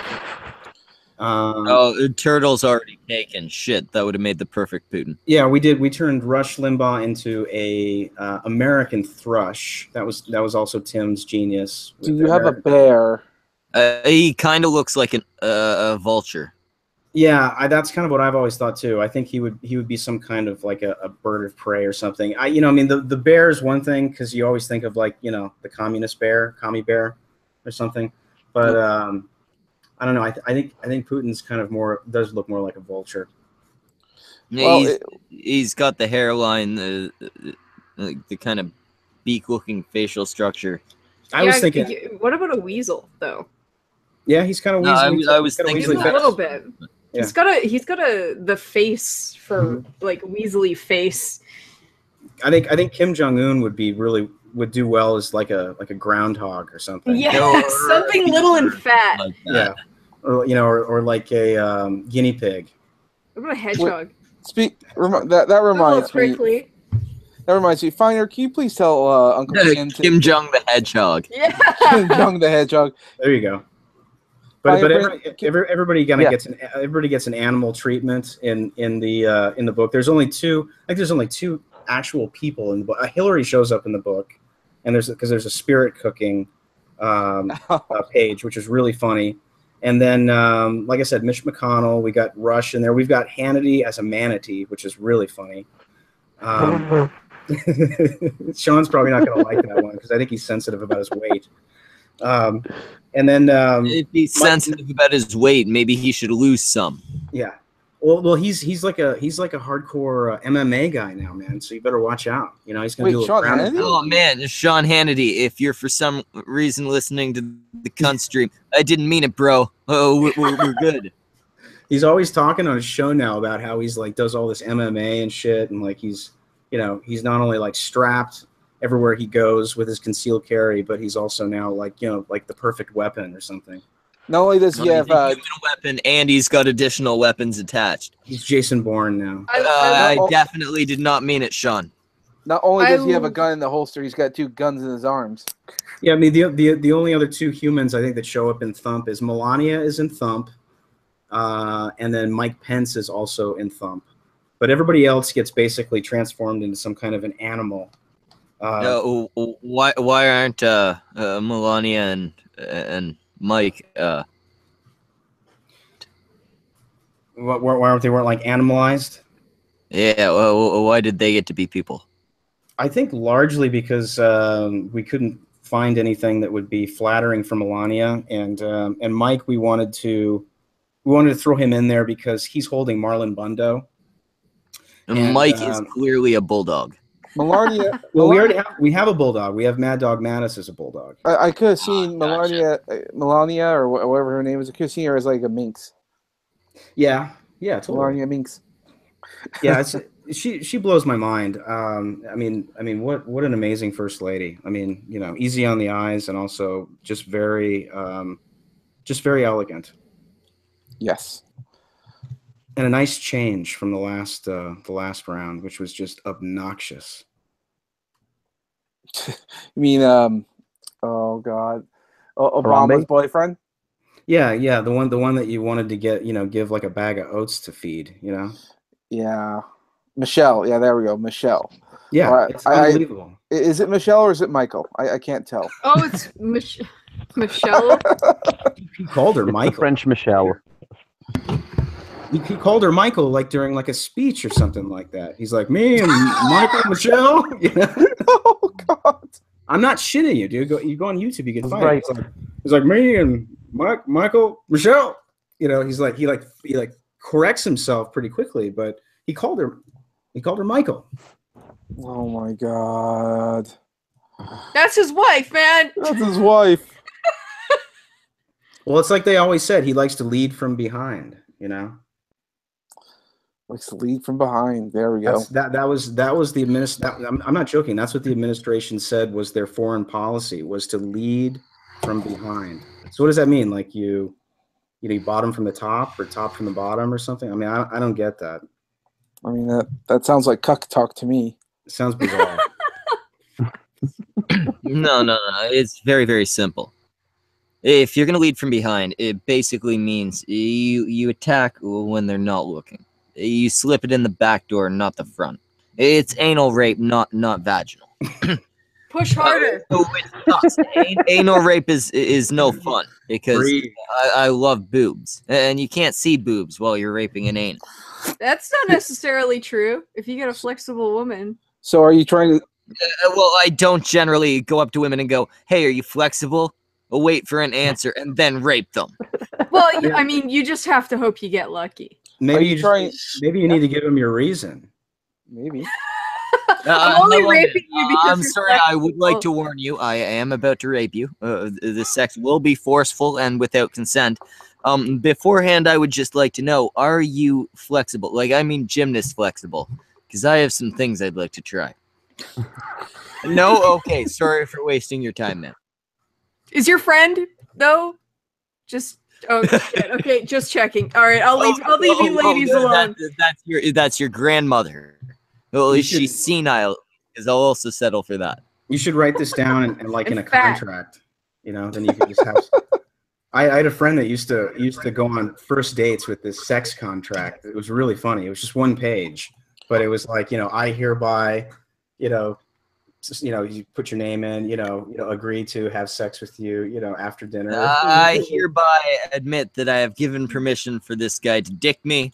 His dick has been in me, and it was with my permission. Did it have to be notarized? Somebody soundbite that for me. Definitely need a notary.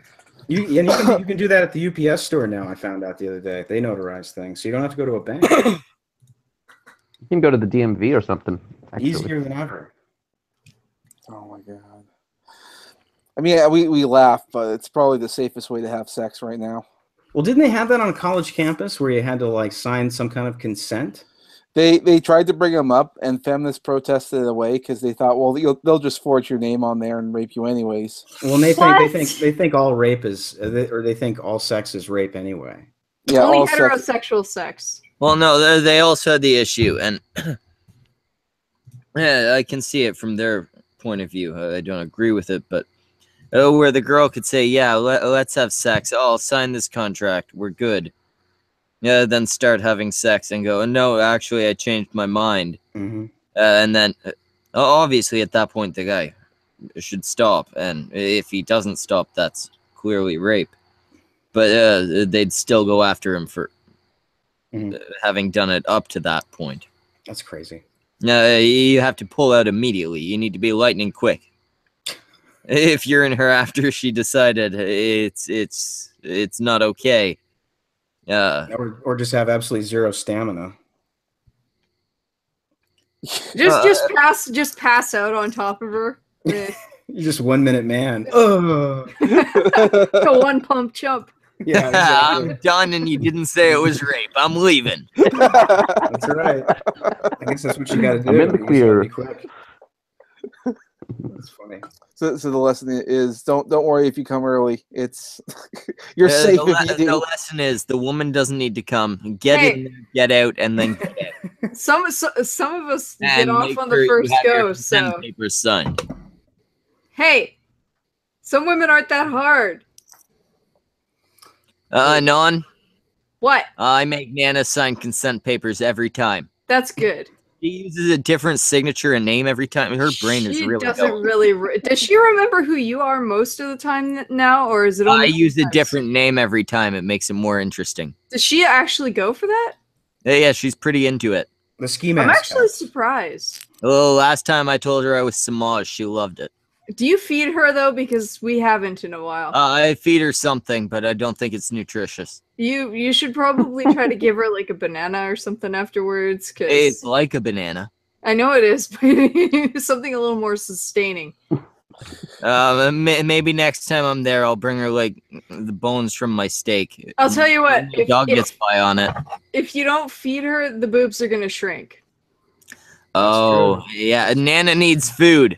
From now on, this is a charity stream to get Anon's Nana food, so I don't have to feed her and her boobs don't shrink, so I'll still be into her. Also, he likes fat old women. So The she fat, needs old, she senile needs- women. Specifically, she needs cake.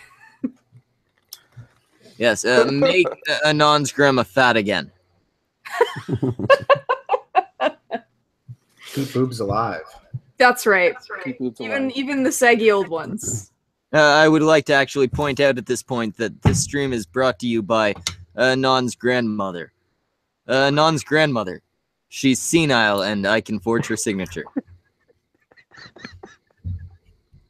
Why do you need to forge it? She doesn't even remember who she is usually. Yeah, but the bank does. Oh, that's true. Did she teach you how to do it before she lost her mind?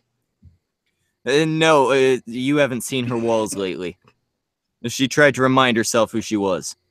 Didn't Oh work. God, is the cat still alive? The cat was a nice romantic dinner one night. Oh, I liked him. I didn't. That's why he became dinner. Cats. Next time I'm trying to bang an old lady, don't be whining at the fucking door. He's not a whiner. That's also where your mom's long lost little brother went. Also, my She's the long forgotten youngest. son. You killed an innocent person. That was not Nana's son. Oh. Oh. Oh, yeah. Probably means it wasn't mine either. Well, I didn't mean, you plan started fucking her after menopause, so. it. You'd be surprised how versatile your grandmother is. How many illicit miscarriages has she given you? I have no idea. I don't pay attention to her. Well, Half aren't the you shit she eating says them? is gibberish. You're not eating the miscarriages afterwards? All right, guys, this has gone on too long. No, shut up. We're having a serious conversation. None. We're at the point where Samaj's boner's gone. I think we've gone too far. No, there's no such thing here. Yeah, I'd like to drop in some product placement to break this fascinating conversation up and tell everybody to go to Amazon.com and buy Thump the first 100 days because it's on sale for $13. Save a whole $2. Aren't we just the nicest people? We've let you plug like every 30 minutes or so. We're okay with it. Plug It's a- away. Well, That's all right. I had to get the one. I don't like Trump, I had but to get from the what one- I've seen, I fully endorse this book. Are you giving us a reach around for every plug at least? Absolutely. You know, and since you're not wearing pants, I forgot to I'd ask you, like are we to point out all commando? reach arounds go to the host. None of the rest of them get shit. Also, I don't want to ruin my chair, so no. So no commando tonight. No commando. Gotcha. Just no pants. Gotcha. You know, I get it. You know, you're like Mr. Rogers. You come home and you change outfits. Only you. Mr. Rogers never wore pants. I was just gonna say, only you take your pants off. They had to superimpose pants on him for the show. Yeah. Well, to be fair, am I the only one that fucking hated that show? That big. No, You probably avoid. you, Mr. Rogers was the shit. What is wrong with you? He was as good as Bob Ross. I hate both of you. I love Bob Ross. We Mr. can't be Rogers friends. was We can't be great. friends Bob anymore. Ross Bob Ross was creepy. Bob as Ross shit. was boss. Bob Ross was hilarious. He's a genius painter. I mean, that's Did you see not easy to do. the episode Yeah, of it Squirrels? takes a lot of effort No. to paint a bush. Samaj, can you please paint a nice, pretty bush for In us? 22 minutes? I in want to 20 see Bush for In 22 minutes, though, can you do that? Samaj does it in 10. Right. What? I'm not doing nothing. Samaj, make us a pretty bush. You have 10 minutes. What? I gotta get my oil canvases out. And no. Yeah, come that's on. Okay, we'll give you 15. You have 5 minutes to get materials. Go. It's No. all in the technique Done. with the fan brush. Exactly. That's the technique. Exactly. Oh, Did also, you I see the episode where he had the squirrels? Oh yeah, Yes. No. Oh Yeah, yes. he would rescue them. He had like 2 or 3 of them that lived at his house. He was a big like He was- nature guy. He was an awesome Animal. hippie. He was a huge animal I lover. knew a chick who saved a pigeon once. It was really dumb. Was it delicious? Did you eat it? Please tell me. It you was ate Liz Reptile. She did a whole charity stream for it. I For a actually, pigeon? I was concerned for pigeon. Bob because I didn't want Bob to get like Black Plague or something because those squirrels carry all kinds of diseases. They're filthy. Not Yeah. really. Depends on what country you're picking the squirrels up from, and I'm pretty sure he wasn't flying. No, no. The wild animals are usually. They carry all kinds of Yeah, but ticks, there's only certain wild fleas. animals that you're really gotta be afraid of, and that's like Yeah, there's bats. certain wild animals, like the pest ones, like squirrels. Squirrels aren't pests. Yes, they Oh, are. absolutely. How are you Go to fucking Chicago. kidding? No, if they're cute, they're not pests. Tim, Fucking mice are cute.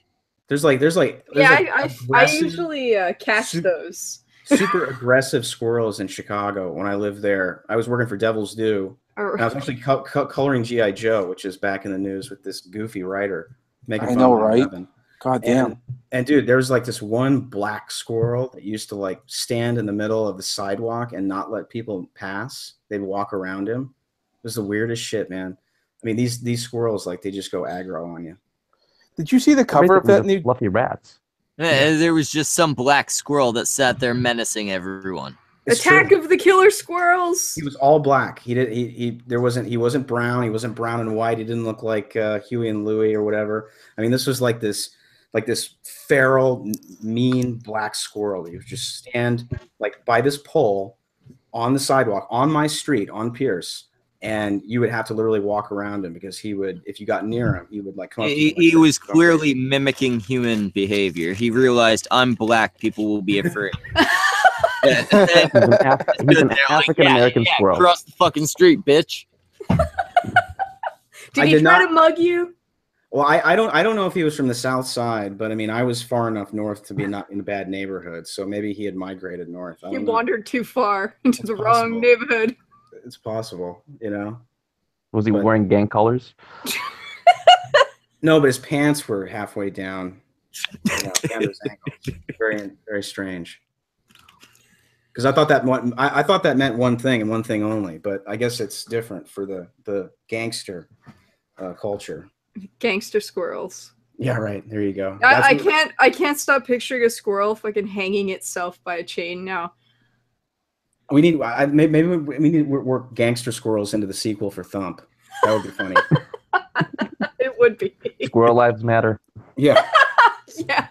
Right. Okay. Right. Black Lives Matter needs to be in it now as squirrels. You know, it's sad. I think what you really need in the sequel to Thump, Brett, and you might have noticed there are a couple animals here. What you really need is a middle-aged Asian man. I see. Well, I mean, you have to be diverse or you're gonna get in trouble. Yeah, right. We need diversity. We need, some kind of transgender. I don't know. Do you have a ginger? Maybe like half black, half Asian with his heart born on the outside, something like that. I don't know. He's born with his heart on his sleeve, but like literally, so he can't take the shirt off or he dies because his heart will be gone. If there's no ginger, I'm not buying it. Well, the other thing is, it's like, the new thing is the trans handicap where they. Oh God. Oh Jesus fucking Christ! Are you talking the ones who? No, legs not don't work. Cripple themselves. No, not the ones that actually do damage to themselves, because there are those. Those people are about as crazy as you fucking get. Oh, dude, that's a mental illness. I mean, Yeah, they need to be put in homes. Absolutely, and like on like I don't know, like a IV of Thorazine all day long. I just keep them doped up to the eyeballs. I mean, I sawed off my legs because I didn't think right they belonged on me. Well, and then there's these other ones who just imagine that they are handicapped. They just think that they are, and they could be Well, traveling and around. I are am people gonna actually call. accepting this, or is this just something?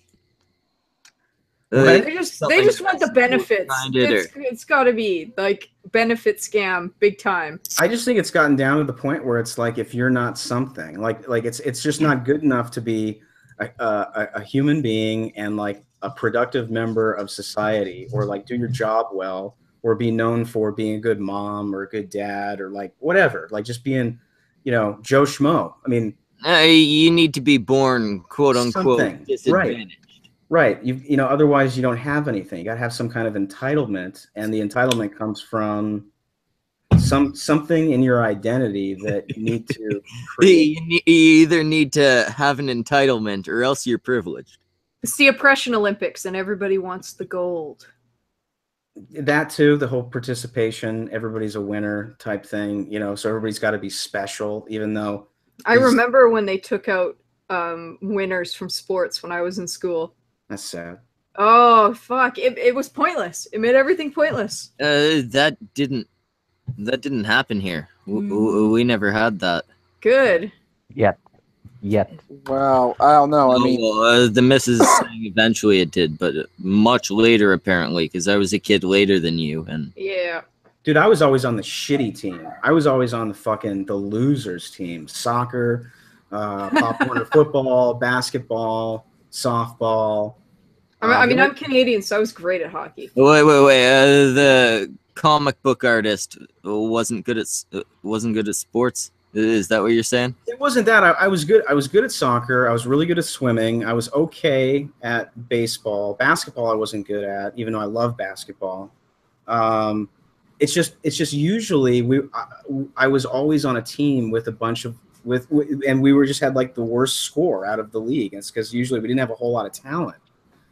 It was like that with even boys club basketball, where I was like, we were the worst team. It just sucked. So I can say that losing, you learn a whole lot more through losing sometimes than you do most of the time through winning. And Yeah, losing, I mean, if you win, I mean, all it proves is you knew what you needed to do that thing. If Sure. you lose, you see what you did wrong, or you should see what you did wrong. there's no real striving, to do better the next time, or we're going to kick their ass the next time, But to be fair, at the same time, the guys who won don't need to strive quite as much. Being handed a win has to feel really patronizing at some point. Like at some point, your dignity's gonna go. It has to go away. So, like, how can you have dignity when you actually just get everything handed to you? Well, it's like around here we had I forget what they were called, but we had a midget basketball team, and I know midget is actually a term in some sports. I don't know if it actually is in basketball, but I mean like actual midgets, and they won actual games. Not like actual games like proper basketball rules. It was more like Globetrotter style, right? Like show off type shit.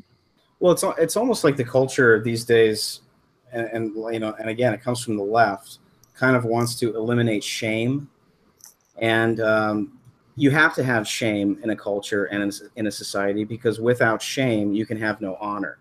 Those two depend on each other. They're the sun and the moon to each other. So, and I can say for certain that there's definitely a lack of honor these days among people, especially on the left.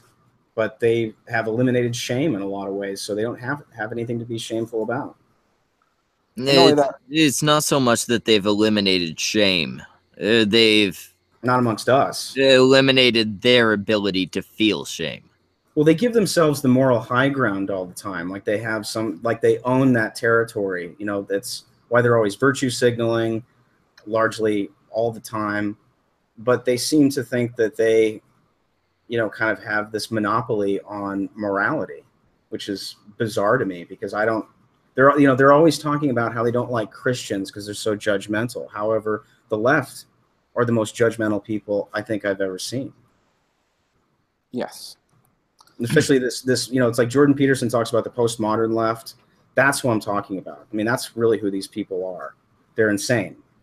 I mean, I know Savage jokes and he says, you know, liberalism is a mental disorder, but some of these Antifa and some of these people that on the far left, like the Mary Sue, are like mentally ill. You know, Antifa's scary. They are. Genuinely. They are, and they were pulling the police were pulling their masks down last night for Ben Shapiro, and there was very little violence, and that's a tactic that they used to use on the KKK. They'd make them take their masks off, and you know. Yeah, people will do a lot more. They're not gonna be violent and get the cameras on themselves when they're dressed in half an Antifa or a KKK costume, and at the fucking rally, clearly to protest. Yeah. Yeah. Exactly. And there's nice law-abiding citizens and hope the cameras don't cross them. There's a lot of people trying to say that unmasking them is like doxing people on the internet. Oh, give me a break. You can't. It's a law in most states. You can't protest with a mask on. Yeah, it's a law in most places. A lot of places here in Canada, you're not even supposed to, or at least here in Ontario, you're not even supposed to have a mask on in public. Yeah. Wow. Yeah. Not even a burqa? No, they get away with those, strangely. Strangely. Well, there were air quotes. There was a time that we had someone actually go to like a hockey game essentially wearing a bandana over the face, a cowboy hat, and sunglasses, and the security came and got him. And he was saying, like, because there was a woman there with a burqa. It's like, well, she gets to do that. How come I can't? Right. And of course, he gets in trouble for it. So, you cis white male, how dare you do a thing? Don't do a thing. I don't know what that thing is, but today it's wearing a fucking cowboy thing on your face. Don't do that. Do any of you think that the Mary Sue will respond to me and to our thank you letter and to us? Well, poking them in the ribs? They will, but backhandedly. It'll be like the biggest subtweet you've ever seen. They'll find some way to spin it in a way that like you're just harassing. Yeah, they'll address you as a non-person. I hope so. You want to get the Mary Sue to respond to you? I do. And make an official statement right here, right now, about how you feel about the Mary Sue. I've made a couple actually. I've called them cowards. I think they're absolutely gutless. I think they're insensitive. They called a Asian American a white supremacist. I mean, I just like. Oh wait, Ian. No, they called Tim, who's the illustrator of Thump and the co-author. They called him a white supremacist. They called us Nazis. And Tim is half Chinese, really half Filipino. Those non-whites are white supremacists. Well, there's a lot of people that think that Asians Asians outperform whites. They outperform everybody. Exactly. So I mean, they're like outperform whites for a reason. So they're automatically privileged above whites. It's fucking discipline. Yeah, it is discipline. They expect. We rack a discipline. Well, and where does that come from? It comes from their family, from these tiger moms who are like, you get an F, you fail this class, you're like a shame to like your entire family. How dare you? How dare you get a B? Seriously, I mean they are the shitty things like that.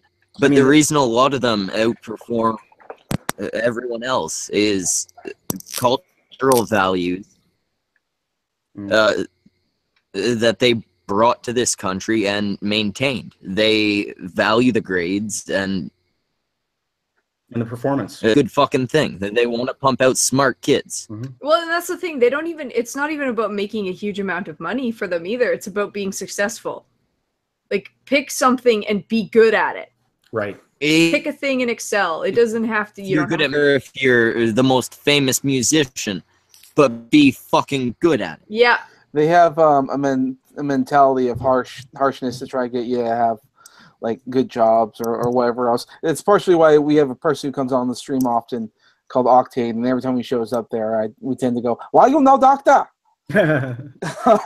dude, I had a friend, my sister's friend. This guy's name, guys, it escapes me, but we were at a party one night, and he's Japanese. His name's Moto. That's what we used to call him. And I said, Moto, I said, do you know any Japanese? And he's like, he just kind of looked at me, kind of like sideways. And he's like, oh yeah. He's like, yeah, I know some Japanese. And I'm like, really? I'm like, can you say something for me? He's like, sure. And he's like, Bampo Harbor, go low, destroy everything. keep it quiet. Don't tell anybody. Keep it a secret. Bampo Harbor, go low, destroy everything. And he's just like screaming, And I was it's so funny. I mean, it's so hilarious, and it's just, I mean, you retelling us that joke's fucking racist. Get out.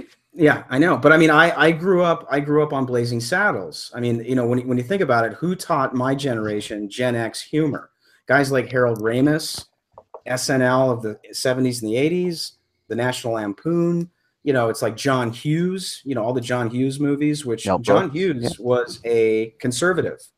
He and PJ O'Rourke worked at the National Lampoon together, and both those guys are conservatives. They're right of center. But I mean, they're hugely funny, and they're really offensive by today's standards. But those movies, those John Hughes movies, whether it's Weird Science, Ferris Bueller's Day Off, National Lampoon, Vacation, those movies like defined my generation, and that kind of humor, like in 16 Candles, Long Duck Dong, the Asian guy, the Asian foreign exchange student who's staying with their grandfather, who like hijacks the car and like gets drunk and destroys it and ends up like in a tree getting beat up. It's like the dong needs food. It's hilarious shit, man. I mean, there's nothing funnier than that stuff. And like, we can't even laugh at each other anymore.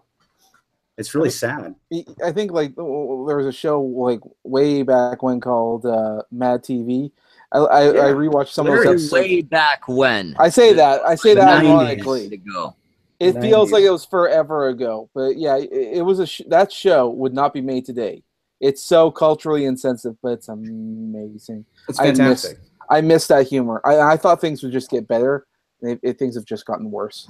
Hulu makes all of its money off of basically old TV shows, nostalgia TV, and I watch Miami Vice, I watch Magnum, I watch like a lot of old stuff, largely because there's an actual story there, and it's maybe that's the whole fucking grand scheme. Let's not pump out shows that'll make money off of their merit. Let's pump out a bunch of garbage so that everyone will just go and turn back to the nostalgia shit, and we can make our money there. Well, member berries. Member berries. But think about it this way: you've got a lot of that stuff. A lot of those old TV shows. They were writing for everybody, so it's kind of like trying to create pop music. You're trying to find a commercial through line to as wide a swath as audience as possible. And meanwhile, now they're writing for one side. Exactly, it's identity politics injected into into entertainment. So you're just writing for this niche. And everybody else is basically left out. You're not going to get All in the Family ever again. You're not going to get Family Where, Ties. yes, I was a fucking bigot. He was portrayed as stupid for being a bigot. But he got both voices. But he ended up being one of the most... one voice, or maybe two voices, and one of those voices is the villain. But he ended up being the most beloved character in American TV of that generation. People loved Archie Bunker. They didn't intend for people to love Archie, but everybody ended up loving. It's just like Alex P. Keaton. Well, because Archie Bunker was a piece of shit, but he was hilarious. Well, same thing with Cartman. He wasn't even a piece of shit. He was misguided. He was. Well, yeah, Cartman from South Park is the same. I was gonna say Cartman from South Park is a terrible person, but South Park would not be South Park without Cartman. He's funny. He's terrible. He's a terrible human being. We love laughing at how terrible he is. Really replacing that show is Tweak because he's garbage. Fuck you. I like Tweak. It's sort of the anti-hero. I mean, you see it in shows like House, where he's the protagonist, but he's as morose as they come. Oh yeah, Dr. House is awesome. And hi guys. Hi Ren. Hello. Hi Ren. You know what I miss? I miss Alf. Alf was great. Alf is fantastic. They actually just brought it back Alf for a was while. the lesser alien of his time. Fuck you. Alf kicks ass. Bring back Mork. Hey, From the- somebody's kid actually killed their family cat because of Alf. It's, They had to holy take shit. out. Yeah, they had to tone down the eat the cat jokes afterwards. You think That's that's right. Alf ate cats. That's right. yeah? You think that's the show is responsible for inspiring the Asians? Maybe it was inspired by, because that goes way back. I'm pretty sure. That could be. There's some great shows from that era. I mean, that was kind of a golden age of TV. You had Cosby, you had Cheers, you had. No, Like I'm you not said, sure Alf. you're allowed to bring up Cosby in a positive light anymore. I don't give a fuck. He was America's It was a dad. really good show. I think we He can was- all agree on that. He was America's dad in the '80s, and yes, I mean, how the mighty fall. I mean, it's Although It's actually, I horrible. I should mean- say one of his shows was good. The other ones we were all have terrible. we still His- Fresh yeah. Prince. Nobody. I don't think anybody in that show's done anything really fucked up. Well, Which some people might forget, but in the Fresh Prince, Donald Trump actually appeared in one particular episode. It was a very good episode too. And then the youngest goes up to Donald Trump and says, "Well, thank you for ruining my childhood or my generation or something." And Donald Trump's like, "Pfft, everyone's." Why do I always get blamed? It's like that was ahead of its time. That was a prediction for the future, I swear. It was amazing. Now we're all just talking about the nostalgic moments. I think we're also in like a nostalgic craze right now because, like, look at video games. The most popular thing right now is a classic Super Nintendo, like miniature wise and whatnot. Everyone keeps fucking talking about it. Crash Bandicoot. Oh wait! I heard something. Oh, what's all? Does anyone know what this shit is about Mario's nipples? And it's a big deal. Wait, what? Mario's nipples? So, Yeah, I heard. We went from member berries to has Mario's nipples. now, and people, the world is outraged. well, Where? Okay. I can look. Why would you be able to see them through his overalls? You can't. He was shirtless. I can explain if you shut up. So, in the newest trailer for the new game of Super Mario Bros., they're showing the different worlds, and you can change your outfit. One of them was a beach world, and Super Mario can wear a swimsuit, and that's how you get to see his nipples. He's just wearing a bathing suit. But everyone was upset because they thought because he has a mustache, they thought he might have chest hair, and he didn't. But that's what everyone thought he was going to have. So And make it's not. Wait. So They it's because he wasn't a hairy They didn't Italian give man? Mario any chest hair. He's an Italian plumber with no chest hair. Well, here's the other thing. Apparently, waxes. Chest hair gate. the other thing is that it That turns makes out sense. he's no longer Seems picky. he is no longer a plumber. okay. Why? Well, Why no, not? of course he's not a plumber anymore. Wait, I don't understand. What then? Like Why the is he not? hero of the Mushroom Kingdom? He's not going back to his fucking day job in Brooklyn. Why is he not a plumber anymore? Because he's probably been gone from the job too long that they fired him. Yeah, they Possible. fired his ass, but he didn't really care because instead of dollars, he has like these weird gold coins now. Well, essentially, he stopped being a plumber the moment he entered the Mushroom Kingdom, and he couldn't get back home. Okay. Why- But why he's would you always do- fucking in pipes. Yeah, well, you know The what? Mushroom Kingdom just has a lot of pipes. Yeah, but He isn't also he, isn't kills he the turtles plumber? he also kills turtles by jumping on them and saves Princess Peach. Who the fuck cares? Wait. Do you know he actually I'm tortures sorry, those you can turtles completely sometimes? kill a turtle by jumping on it. No. Sometimes if you jump on them once, they stay alive in the shell, and if you leave them, they pop back out eventually. Yeah. So if you That sounds think about it. like real life. if listen, if you kick Jump it, on a and turtle sometime, Ren. if you kick No. it and it's going back and forth, and it's still alive inside the shell, perpetually bouncing back and forth for all eternity. And Schmeckle, if I'm gonna torture anyone, it's Igor. Hell, I'm trying to make Well, then put him in a turtle suit, and I want a video of you jumping on his back. no in a Mario my outfit. The double points if he becomes crippled. My current plan for the Halloween plan for Igor is to put him in a plus-size Elsa costume. God damn, Frozen. Gotcha. your guys' sex life is creepy. No, I'm just doing it because he doesn't like it, so therefore it's funny. That's why I do most things, because Igor doesn't like them. Exactly. All right, guys. It's after 1 here. I'm gonna pass out. So All right. Good night. It was really good talking to you, Finer. Always good to have you. Bye. Great having you. Good to talk to you. Amazing to see you. It'd be great. You have yourself a great night. We could not have been more pleased with your presence. It was just an excellent experience all around. Hey guys, I'm gonna check out as well. Really nice. Okay, I'm feeling weird with you being nice to people. exactly. Well, take care, my dudes. It was great having you on. Maybe it was something we got another. It was good having you, Brett. Thanks for having me. It was fun. You guys are great. Appreciate it. Do me a favor. Send me and I'll get him to send it to me. I'll link to like the Amazon pages for your books, and I'll put them in the description. Oh, awesome. If you remember. If I remember. Yeah, absolutely. Whose email do I have? Who emailed me the? I sent you the link. So actually, if you Okay. send it there, I'll. Awesome. Okay, good to know. Thanks, guys. I really appreciate it. It was Plugging. really good having you. Have a good one. Yeah, it was Take good. care. Time. Bye. See you later.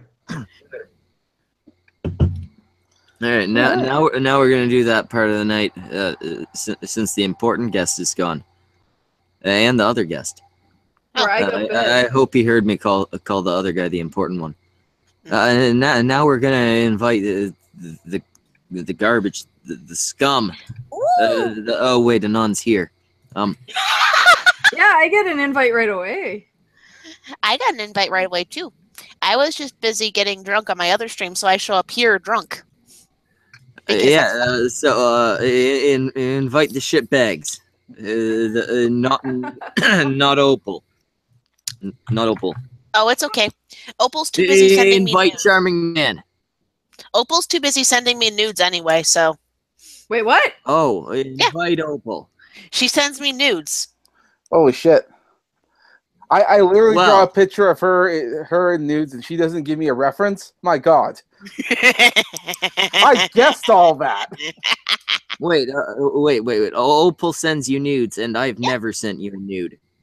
No, you have not. Mrs., get your camera ready. Oh no! Now everyone's gonna send me better be nudes. a full body nude if you're gonna do it right. No, it's gonna be zoomed in right on the pistol. Zoomed in right on the pistol. Oh God. Oh, she's got her camera out. We're good to go. Oh God! Turn your camera on. I can't. This is just for Ren. It's a personal. We can only see from the top up. I just want to see the camera flash. I expect you to frame it and put it on your wall, Ren. Oh God. Your kids will never know what it is. Her camera has a very good zoom function.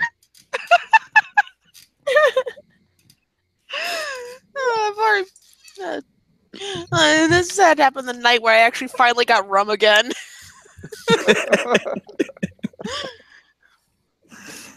Apparently, my God.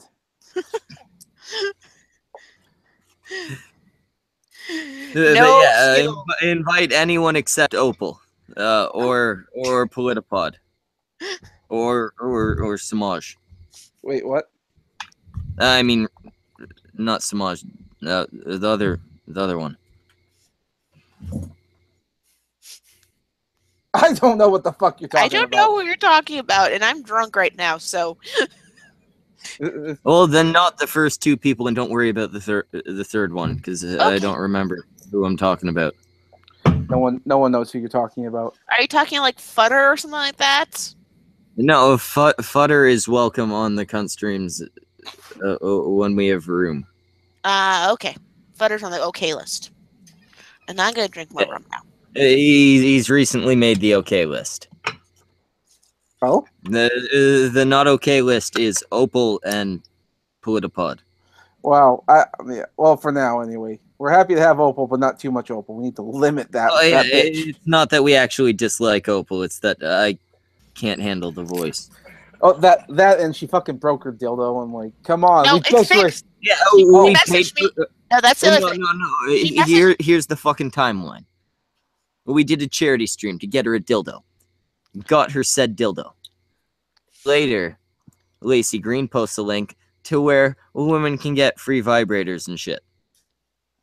Hey, that's not me. I did it. I sent her the thing for the free vibrators. It only cost her Was it because you? we You're found not it via Lacey we found it via an article that was giving away free vibrators. But it's not free because you have to pay shipping and handling. Well, that's not bad. That can't be that expensive. And it's only on certain vibrators that it's free shipping, only shipping and handling. Other ones are just discounted. It's not the whole site. And can I get a soda, please? And a cigarette. Yeah, Igor, do your job, bitch. Oh, he is. He's doing his job and getting me wasted. Tell him to put on the bunny costume. I want to come tonight. Igor, he wants to see you in the bunny costume. He says, "Pay me money." No, I'll pay him in other ways. He knows it. He's not accepting those payments. He wants cash, and in order for me to humiliate him on YouTube, he requires money. Where's the money go? Is it like, do you swipe or? The money goes to the PayPal, like with the Elsa costume. I found one that will fit him, but he wants $60 so he can get Destiny 2. Why do they sell an Elsa costume that will fit your chubby middle-aged husband? Because there are chubby women who think that they're Queen Elsa because they're whatever. Elsa's like the main character from Frozen, right? Yes. Yeah, no, she looks thin. There's no reason chubby women should be wearing that costume. Igor just said, there's chubby women who want to be Elsa, but they won't let go of the cheeseburgers. Makes sense. If I had a cheeseburger, I'd probably grip it pretty hard. I've been so long. Please donate to our Patreon. Yes, give them money.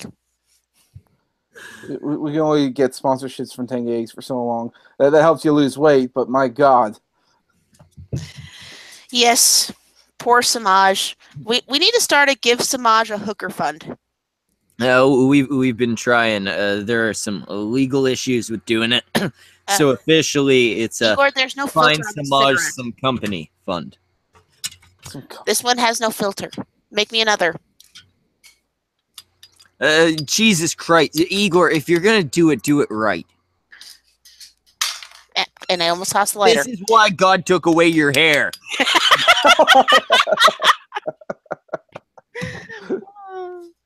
I'm gonna finish a bottle of rum before the night is over.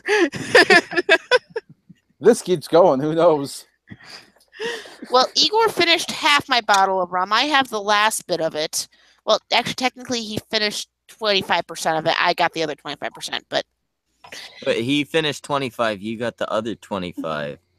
half the bottle of rum is gone. We've both been drinking it, and Okay, at this point, I'm drunk enough. Gotcha. The math lines up. Yeah, at this point, I'm drunk enough that I'm not paying attention to math or, yeah, whatever. Okay, you say you're drunk, but I'm not seeing Igor's titties. Igor, get over here. Igor, get over here. Get over here. Get over here. Just get over here for reasons. Igor, come on. Okay. Flash the camera. Yeah, the titties out. Flash the camera. Let's see them titties. Flash the camera, damn it. Now get down. Sing us a song while you do it. Flash the camera. That was the worst fucking flash ever. I barely got hard at all. That was a lie, but now I have nothing to do with it. You're off camera. Get the missus to give you a blowjob. You heard Ren. Go.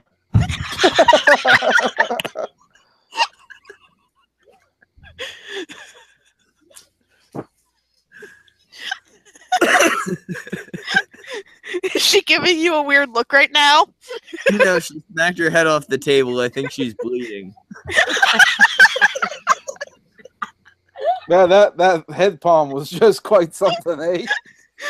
So you said what? Fucking misogynist. Oh, come on. It's not misogynistic. If you're with a guy, your job to blow them. Do you hear that?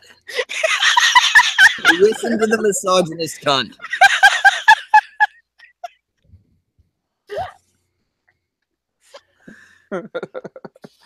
Jesus fucking Christ.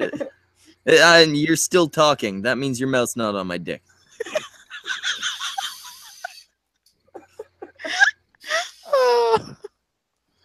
Yeah, if this keeps up, doctor?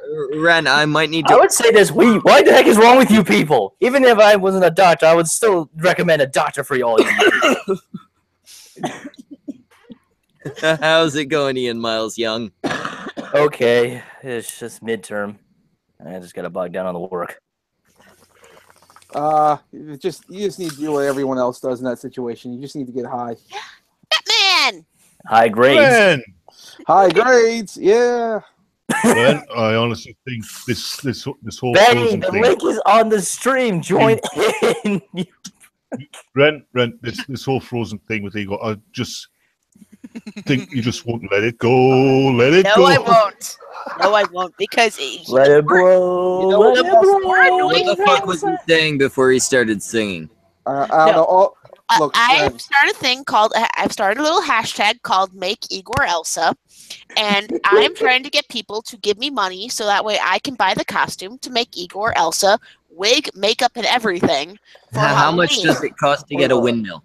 Hey, Batman. I just want you to let you know, this is exactly what Igor is going to say to you if you say that to him. He's going to say, nah.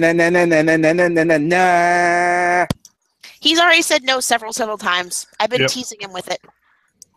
I think on Twitter he's just said to me, no, God, no. Well, wait. One question: is Igor gonna be shaved?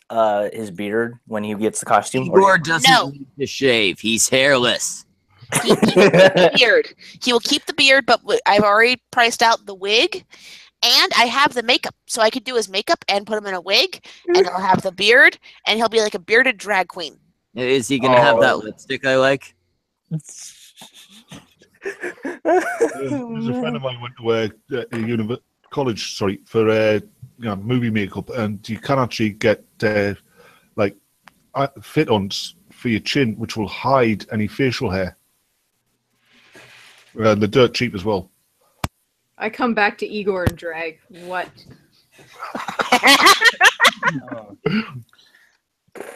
Usually I say the same sentence without the word back.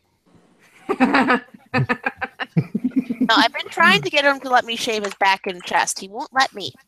Don't shave it. Igor, still there? Get Igor over here. I have some very. Everyone else, plug their ears. I have to talk to Igor. All right. All right. I'll tell Igor, watch the stream. Everyone else, plug your ears. I'm talking to Igor. Igor, beautiful. He's not listening to me. Igor, you fucking listen to your wife. It didn't work. Do as you're told. Yeah, it doesn't work. Sometimes when he's off the clock, he ignores me. Is he going to be telling you? You have a wife who has boobs that are both real and not cut off because of cancer. Sounds That was like oddly Igor's being a fucking specific. pansy. No. Nobody tell Wrath I said that. Ryan, I hope you don't take offense to this, but I want to squeeze Igor's tits more than I want to squeeze yours. That's fine. Yeah, I let's really wish Igor lactated. I'm on Twitter. I'm on Twitter. I don't give a flying fuck half the time. It's like, okay, whatever. Plus, I have rum, so meh. Yay! Alcoholism. I want to see. Let's face it here. Ren has hot girl tits. But Igor has those massive chesticles that you just want to grab. He does have fun boobs. And they're furry. It's true. I kind of feel like if there was a mountain full of them, I could climb all the way up. You get stuck halfway down, though. We know it. And Igor's boobs are squishy. They're Well, good for snuggling. let's face it, Schmettel. There's plenty of hair that help you climb your way up. It's true. I kind of want to see Igor do the truffle shuffle for us. I always want a truffle shuffle. Samaj! Jagan's Damage taking a won't do it break. because he's a bitch. Jagan's taking a fucking break. We don't invite Antifa on anymore because We should make Samaj turn his camera on and do a truffle shuffle. Yes, I want Yes. that's the only thing I want in life is a truffle shuffle how from much money Samaj. will they have to donate, which I will then take and not give any of it to you or Wrath, for you to do a truffle shuffle. Well, that depends on whether or not I would accept money for such an act, and which the answer is no. You're a Oh, whore. come on. Damage, how about angry hand job? Wait, would you do it for like Oh, would you do it for a Klondike? Of course you would. Would you do it for a Jolly Rancher? How about this? Samaj, if I go down to my bra, will you turn your camera on and do a truffle shuffle? No. Hey, you'll get to see. He's denying tits. we need to find him boobs he's never seen. Okay. No, Samaj, I'm ready. I'll show you mine. How about this? Samaj, if I get Opal to agree to let me give you one of her nudes, will you do a truffle shuffle? I doubt you'd be able to achieve that, but also no. Hey, Samaj, I'm messaging Opal right now. Well, it's free. Can Samaj see your nudes? ? Send them through Ren. Mrs. is next to me. LOL. Enter. Come on, she has nice boobs. I'll tell you this much. That might be. The answer will always be a perpetual no. Damage, if I send you a picture of my nuts, will you do a truffle shuffle? Yeah, you know what? We'll all send. Well, you know what? Probably not a non, but the rest of us will send you nudes. Yeah, sorry, I got my nuts cut off. Yes. I said nudes, not nuts. As far as I know, you still have a vagina. Well, yeah, I have some of it left. The fun bits. It's fine. Come on, Samaj. The I'll answer is send no. you nudes. Turn your camera and do a truffle shuffle. No. Hold up the little mask thing. Shake No. your titty. Show your face. Come on. Come Fear on. factor. Samaj, I'll send you Rape. nudes, but I won't tell you whose nudes they are. This feels like rape. This does feel. I am being raped. You know, it's not standard rape. We're doing Riley Dennis rape. Yeah, No, everyone shut up. coercion. Everyone shut up. This is not rape. This is prostitution to a different standard. Yeah, that's true. Hey, come on. That's unfair. According to Riley Dennis, breathing heavy is rape. You know what surprises me? Samaj, do a truffle shuffle and Batman will drop the fake accent. He's actually from Brooklyn. Come on, Samaj. Do a Can you do truffle a Brooklyn shuffle. accent? Hey, I'm walking. Do a truffle shuffle, Samaj. It'll be fun. You want me to do a truffle shuffle? You I know what want surprises? someone to do a Somebody truffle whip their shuffle. titties about. Yeah, and we all know that Schmettel's really from Mexico. It's Oh, probably come on. I look far more Mexican. Is it El Salvadorian or Puerto Rican? Honestly, I might do a truffle shuffle on my birthday. But How that's, about you do it That's now? a couple Benny. Happy birthday, baby. Whip your titties out. First off, hold on. It's not my birthday right now. It's till Tuesday. First off. But on Tuesday, It's not actually. It's close enough to Tuesday, I think. I know. Samaj, you do a truffle shuffle. I send Benihana a happy birthday gift of me and Medusa flashing our tits. What and I'll surprises send it to me? you. Yeah. You know, we all like Benny, but I don't think anyone actually cares if he gets to see titties. No. Yeah, I can this is post it true. public on Twitter so all of you can see it. That's different. Well, that's different. Well, that's different. It won't be that. I special. think you know it should be special for Samaj. Send it Okay. straight to him. Look, You know- okay, hold But on. send How about- him a happy birthday gift for Benihana? Yes, happy Benihana's birthday, Samash. You know, Dimash gets my birthday. if he gift? won't do a That's kind of truffle shitty shuffle for tits, he's probably never gonna do one. Okay. How I about think a we- truffle shuffle for dick pics from people? Those are as valueless as the window boob offer is pics. still good. I'm already you know what? getting Hold- exactly what I want. So How about Yeah, this? So he's us- already seen his inbox. Yeah, I You think know it would what? be Why don't I interesting to make- see. Benny, I Why think don't it'd He be got the interesting to see- picture I said was just for Ren. Look, Oh. you know what? Benny? Why don't I make it easier? I'll do it. Benny, I think it'd be interesting to see you do a boob gift with tassels. Oh my god! If someone gets me tassels, No, I'll no tassels. It's not No, worth I'll it if do- you can't I'll do see it the with nip. tassels. I want to No, see. that's not a truffle shuffle. If you put pepperoni nipples. I don't have pepperoni nipples. They're more like salamis. Okay. Okay, it's still close enough. Octane Gamer. I've Octane seen Gamer. the size. You got some type of meat bits. Octane Gamer, Yeah. you do a truffle shuffle. No, I can do a sack dance. No, not my nuts. It's just that I saw it in cult movies. They just have their stomachs up and down. The problem is I can't do it since I lost a lot of weight. I know that feeling. Look, I gotta say this. I have like, B's, maybe C cups.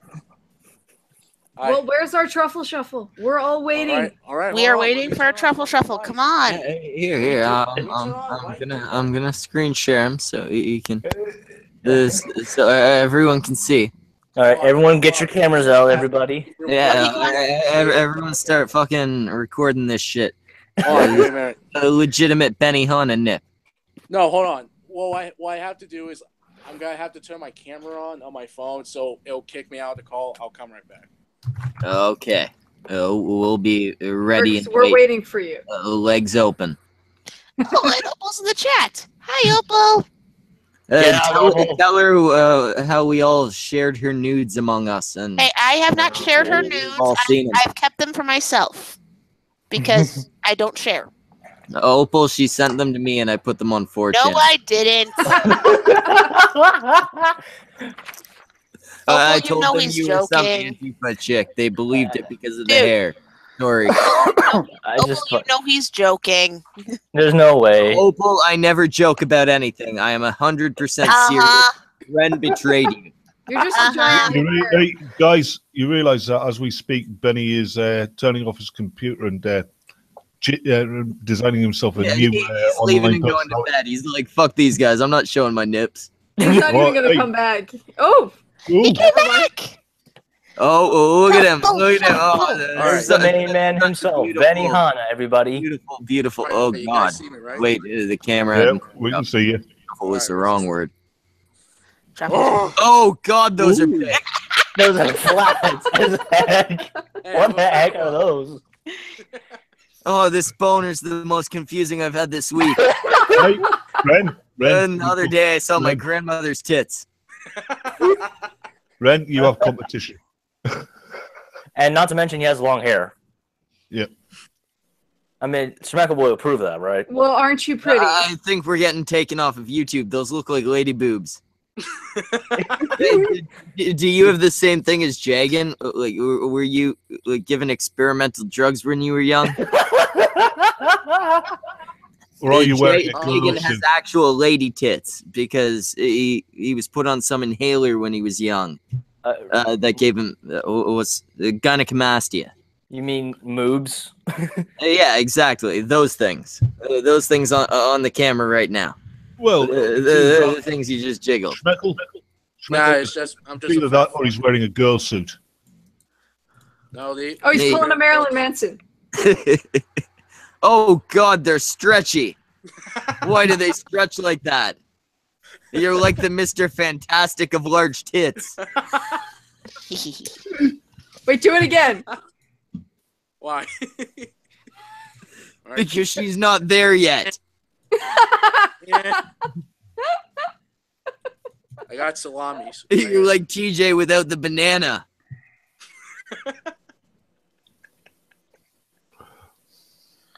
I'm now trying it's to all lose it, awkward damn it. quiet. Well, yes, because the rest of you are supposed to speak, because otherwise I'm just gonna keep bullying this fat man. Fat man.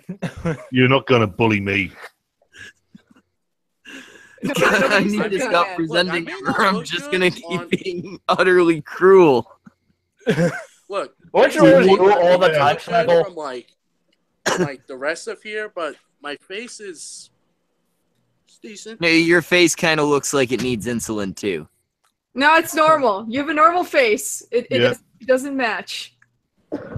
Yeah, that's Just the thing. you know what? Just my space angle it. Nothing. You look like you look like you're the person who used MySpace. Do like Anon does, just cover the whole face. There you go. Yeah, I mean, No, I just cover up my ugly.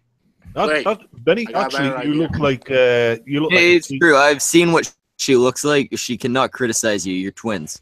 Yeah, no, Benny- I'm hideous. Benny. You actually look like a very young Lucas Costello. Lucas Costello. Lou Costello. Oh, Lou. Huh. Opal wants the link. Of course she does. Well, I suppose Opal can have it, but tell her she needs to send Samaj boobs. What about the Is link? this better? Tell Opal she can come in if she sends Chat, a you can tell picture of her yourself. boobs. God damn it! I was gonna. No, I guess you don't need to tell her that. I just said it out loud, and she's watching. She probably figured it out. I don't actually require that you send boobs to Samaj. Someone can just send you the link. Yeah, I'll send my boobs to Samaj. They're firmer. Here's Samaj. there we go. You got some stiff competition. There you go, Samaj. You got boobs. I got Yeah. boobs, yes. And I got begging too, which apparently is great. And no boobs for Schmeckle, apparently. Well, I will drop Opal the link. I said Samaj, not Schmeckle. I've got Oh. boobs next to me. Oh, apparently she sent some Wait, to Anon. Anon, did you get... I'm married to a naked lady. Yeah, I did. Why? Why would I you have just dropped Opal the link. Oh! So she's only willing to share nudes with women. There we go. Yeah, but why? Oh, that See, that's makes the thing. sense. Why do women do I that? wouldn't share nudes with anyone that was gonna stroke their dick Red? either. Red? Why do women That's share why their I nudes with only each send other? my nudes Shut to up, men Schmeckle. who are uncomfortable with it. Ren, if I'm gonna get nudes, I'll identify as a woman. Seriously though, pretend to be a woman for a week. You'll get tit pics. They're like, "Oh, are my boobs weird? Or do I look fat? Can you tell me if my nipples are gross? Why do women do this? I don't understand." Wait, are you serious? You just get a bunch of tit pics Yes! asking, Yes! do my tits look weird? Yes. That's stupid. Just look up, what do regular tits look like? No, If yours don't look like that, yeah, your tits are weird. women want to hear it from other women. They want that fake nice. What do regular tits look like from women? See, she's like, you can give me sexy tips. I'm like, what do you want? Why is that a thing? I don't understand. Tell her that she needs to fix them so they look more like Benny's. You heard it straight from the horse's mouth. He gave you the best advice you could ever get. Except if not you need quite help like with kids, Benny. I'm You willing to need give- to you need to actually grow some hair there. Benny's one of those like shaven fat. It's weird. Pillsbury. I'm gonna stop. Okay. Look, I get it. You're just jealous because I got the face, but I don't have the body. I get And it. it's true. Hey, you can eat cake. You do have a beautiful face. If you, there's no even if. Let's bang. Well, I Pull think my hair. Skeptic Simba fancies Benny. I think Skeptic Simba fancies you. I'm checking the chat. This Put that skeptic eyebrow Simba. down. How many fucking lions are there? What Put is that with you eyebrow people down. lying? Seriously, Schmeckle? All right, leave it there. Oh, You want to know fuck. something funny? You could probably go on chat roulette and point it just at your chest. no, I and- was and- supposed to do. and I was trick supposed to men do something with into- Furry tonight. I Oh forgot. yeah. Ha! You gay faggot. Yay! Do it, please. I love the trolling chat roulettes. I have no idea what I'm doing with my life anymore. So Schmeckle, how in trouble are you right now? Oh no, I forgot to. I was supposed to do something with Rory, but he didn't message me, so he probably forgot too. I'm probably good. Am I done? Can I turn off my camera now? Are you done? You know. You cannot turn your camera off until I'm done mocking you, fatty. Okay, I think I'm done. Yeah. Benny, don't listen to him. Do what you want. Be a man with big boobs. Yeah, be a man, you lady-titted faggot. Oh, good night, everybody. Good night. It was great having you, Non. On your way out, please replace yourself with someone else with a vagina. Oh wait, Ren's still here. Never mind. I was gonna say that just means I'm gonna send it to Opal. So. Oh, you know what? Send it to Opal. I already have. Oh, then don't send it to Opal. Actually, everybody send it to Opal. I want her to get bombarded with this link. No. and then when she shows up, I'm gonna boot her. Look, I've done my part. I gave you what you wanted. I feel like I know how women feel when they feel. Yeah, you need a shower, don't you, Benny? You feel cheap, don't you? Opal. Like I said, we don't require that you send Boob to Samaj, but please do. God damn it! I sent him. I'm not gonna send him. I sent him a suggested picture so he can get my boobs right. There we go. I do remember you sending me that. How do you get your boobs right? He keeps drawing them too big and supple and perfect. Well, he can't draw them properly if he can't see them. That's a fact of life. Oh, that I see what you're doing, Samaj. You purposefully draw women's tits wrong so you can get nudes. Yeah, they come back and they're like, "That's not what my tits look like. Look, this is what they look like." I'm more pear shaped than hourglass shaped. Wait. Oh, you mean your body, not your tits? Because pear-shaped tits wouldn't be good. No, big hips, and smaller on top. There seems to be a kind of fruit shape to women's bodies. I mean, Opal said just pear-shaped, and then you get Tess Holiday, who's like apple-shaped. She looks like a fucking pumpkin. What I come back to? Yeah. Tess Holiday looks like a fucking pumpkin. Yeah, what? No. She looks like one of those really lumpy squash that are round. You know the ones I'm talking about? The little decorative green squash that are all bumpy. Those are fun. They are, but they're not when they're Tess Holidays. Actually, with her skin texture, she looks more like a potato. Don't you like potatoes? Opal, do you want straight tits? No. Yes, well, I don't like potatoes modeling laundry. My boobs kind of look like Opal. You need to provide. Send them to Samaj. I already sent them to 2 women. They can help describe. But Samaj, both of those women are useless at drawing anything. I mean, I could draw you some boobs if you want. They kind of look like Ren, but small. Yeah, you know what? Don't even send him to Samaj. Just send him a description. He's very good at working from a description.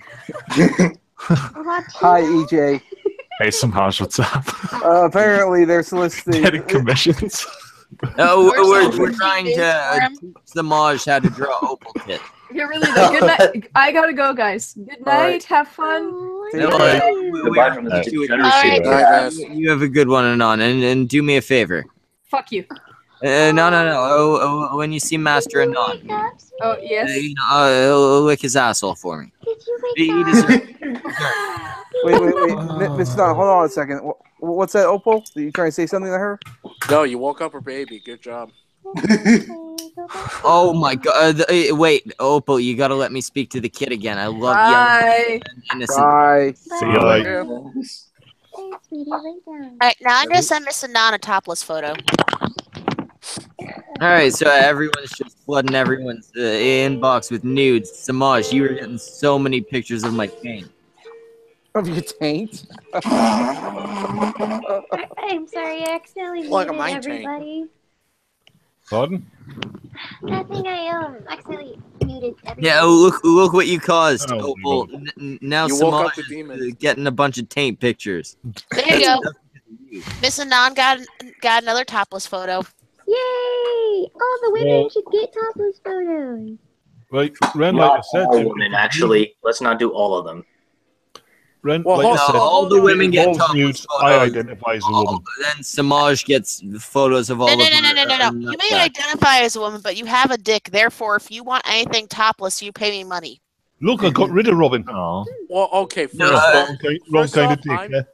first off, Batman, happy birthday, you know what you want to do. Birthday You want some titties. I'm sure you have knives in your house.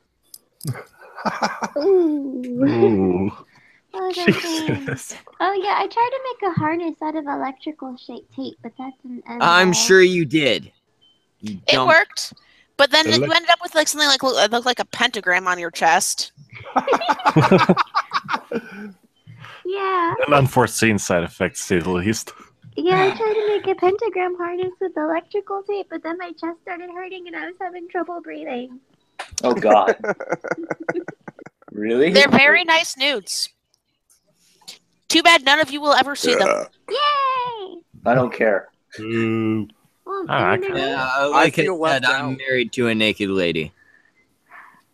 yeah, I bet she's naked underneath those Wait, clothes. So you never let Miss Schmeckle wear clothes? Yeah, it makes work really awkward. Oh. She gets a lot of tips, though. Okay. I bet she would. Oh, here we go. Here's a good analogy. Like that mom from Dexter's Laboratory, but really short. That's kind of what I look like in Latino. No, you are the mom from Dexter's Laboratory, but really short, dark, and your hair is the same curly mess that I have. Yeah, that's what I just said. Yeah, Highly only on her. Yeah, It would be the Schmeckle. words. Schmeckle, only on her it looks cute. No, that's the issue. This hair looks good on nobody. Oh, it looks good on Opal, but on you it looks like you should be clean shaven. I can't be clean shaven. Batman likes me. No, I think with long hair and clean shaven, it wouldn't even look that good, actually. Underneath my beard, I don't have a chin. I've got like a second cock, but it's like a really small one. So I'm embarrassed by the size. Schmeckle, Why I keep it covered up. Schmeckle, you just admit to what everybody said about you all this time.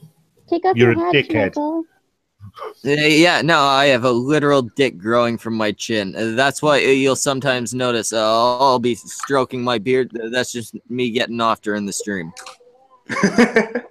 Sweetie, stop talking to the wall.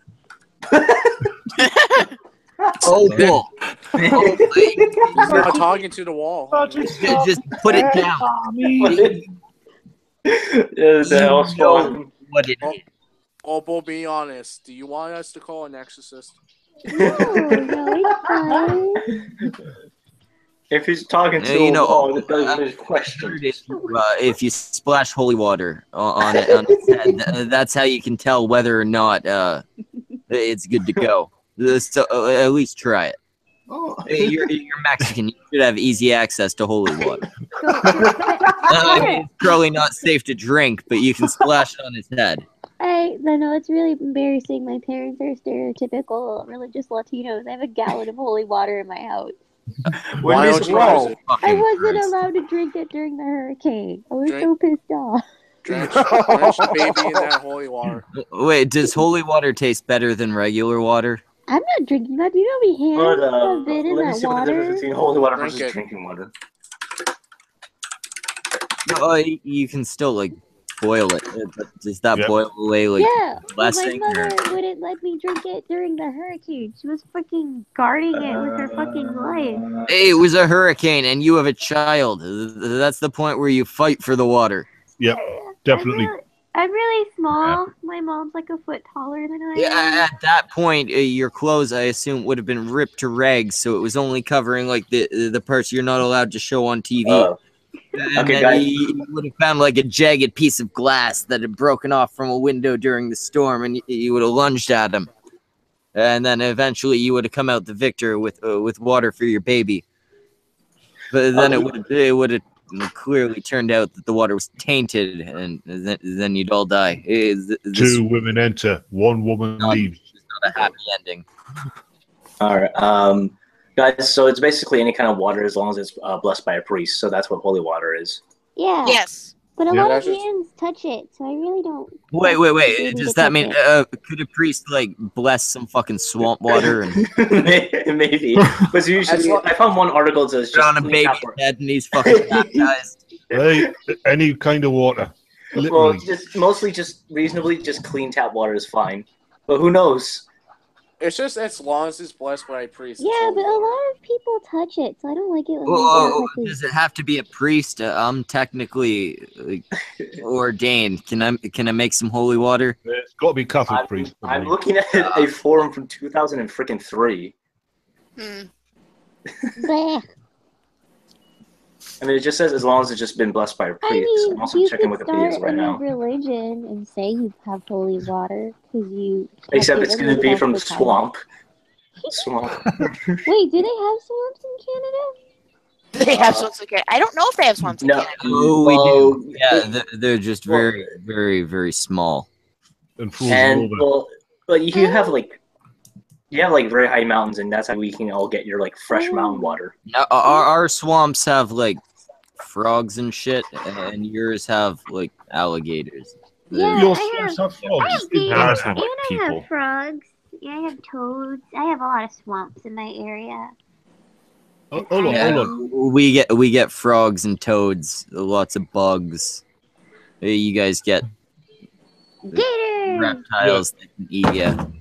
Yeah, Canadian swamps have frogs with pickaxes so they can get through the fucking ice. Oh Wait, yeah, so I'm not Canadian- saying the frogs aren't badasses. So you have a swamp full of pepes? Pepe! Wow. That's really funny. Anyway, at this point, we're gonna start wrapping up. So, the Something that Samaj, Speckle should have done before he knocked up his wife.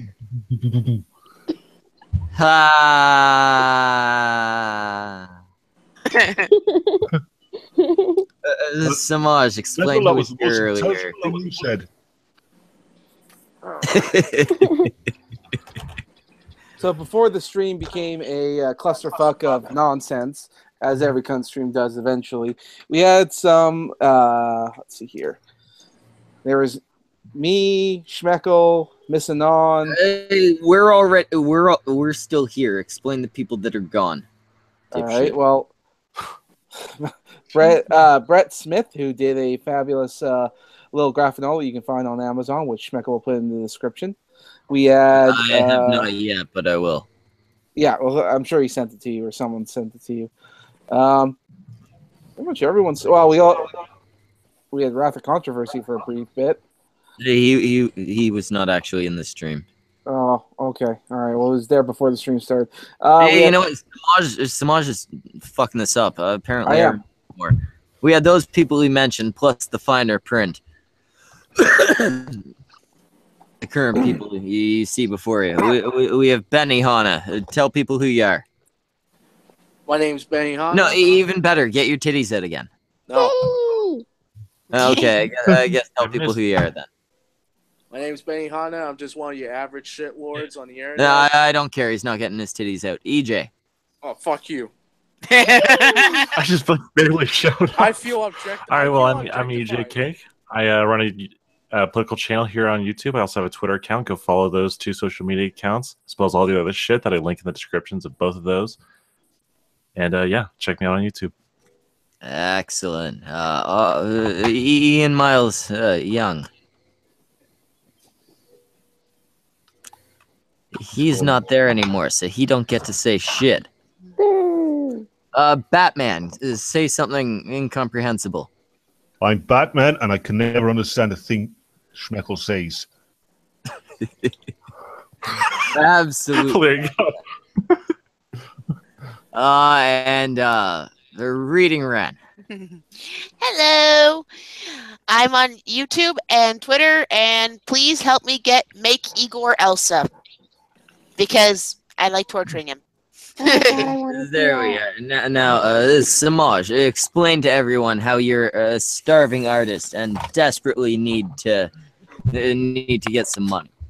I need money. I'm tired of eating out. And I'm fucking Schmeckle. This was a concert.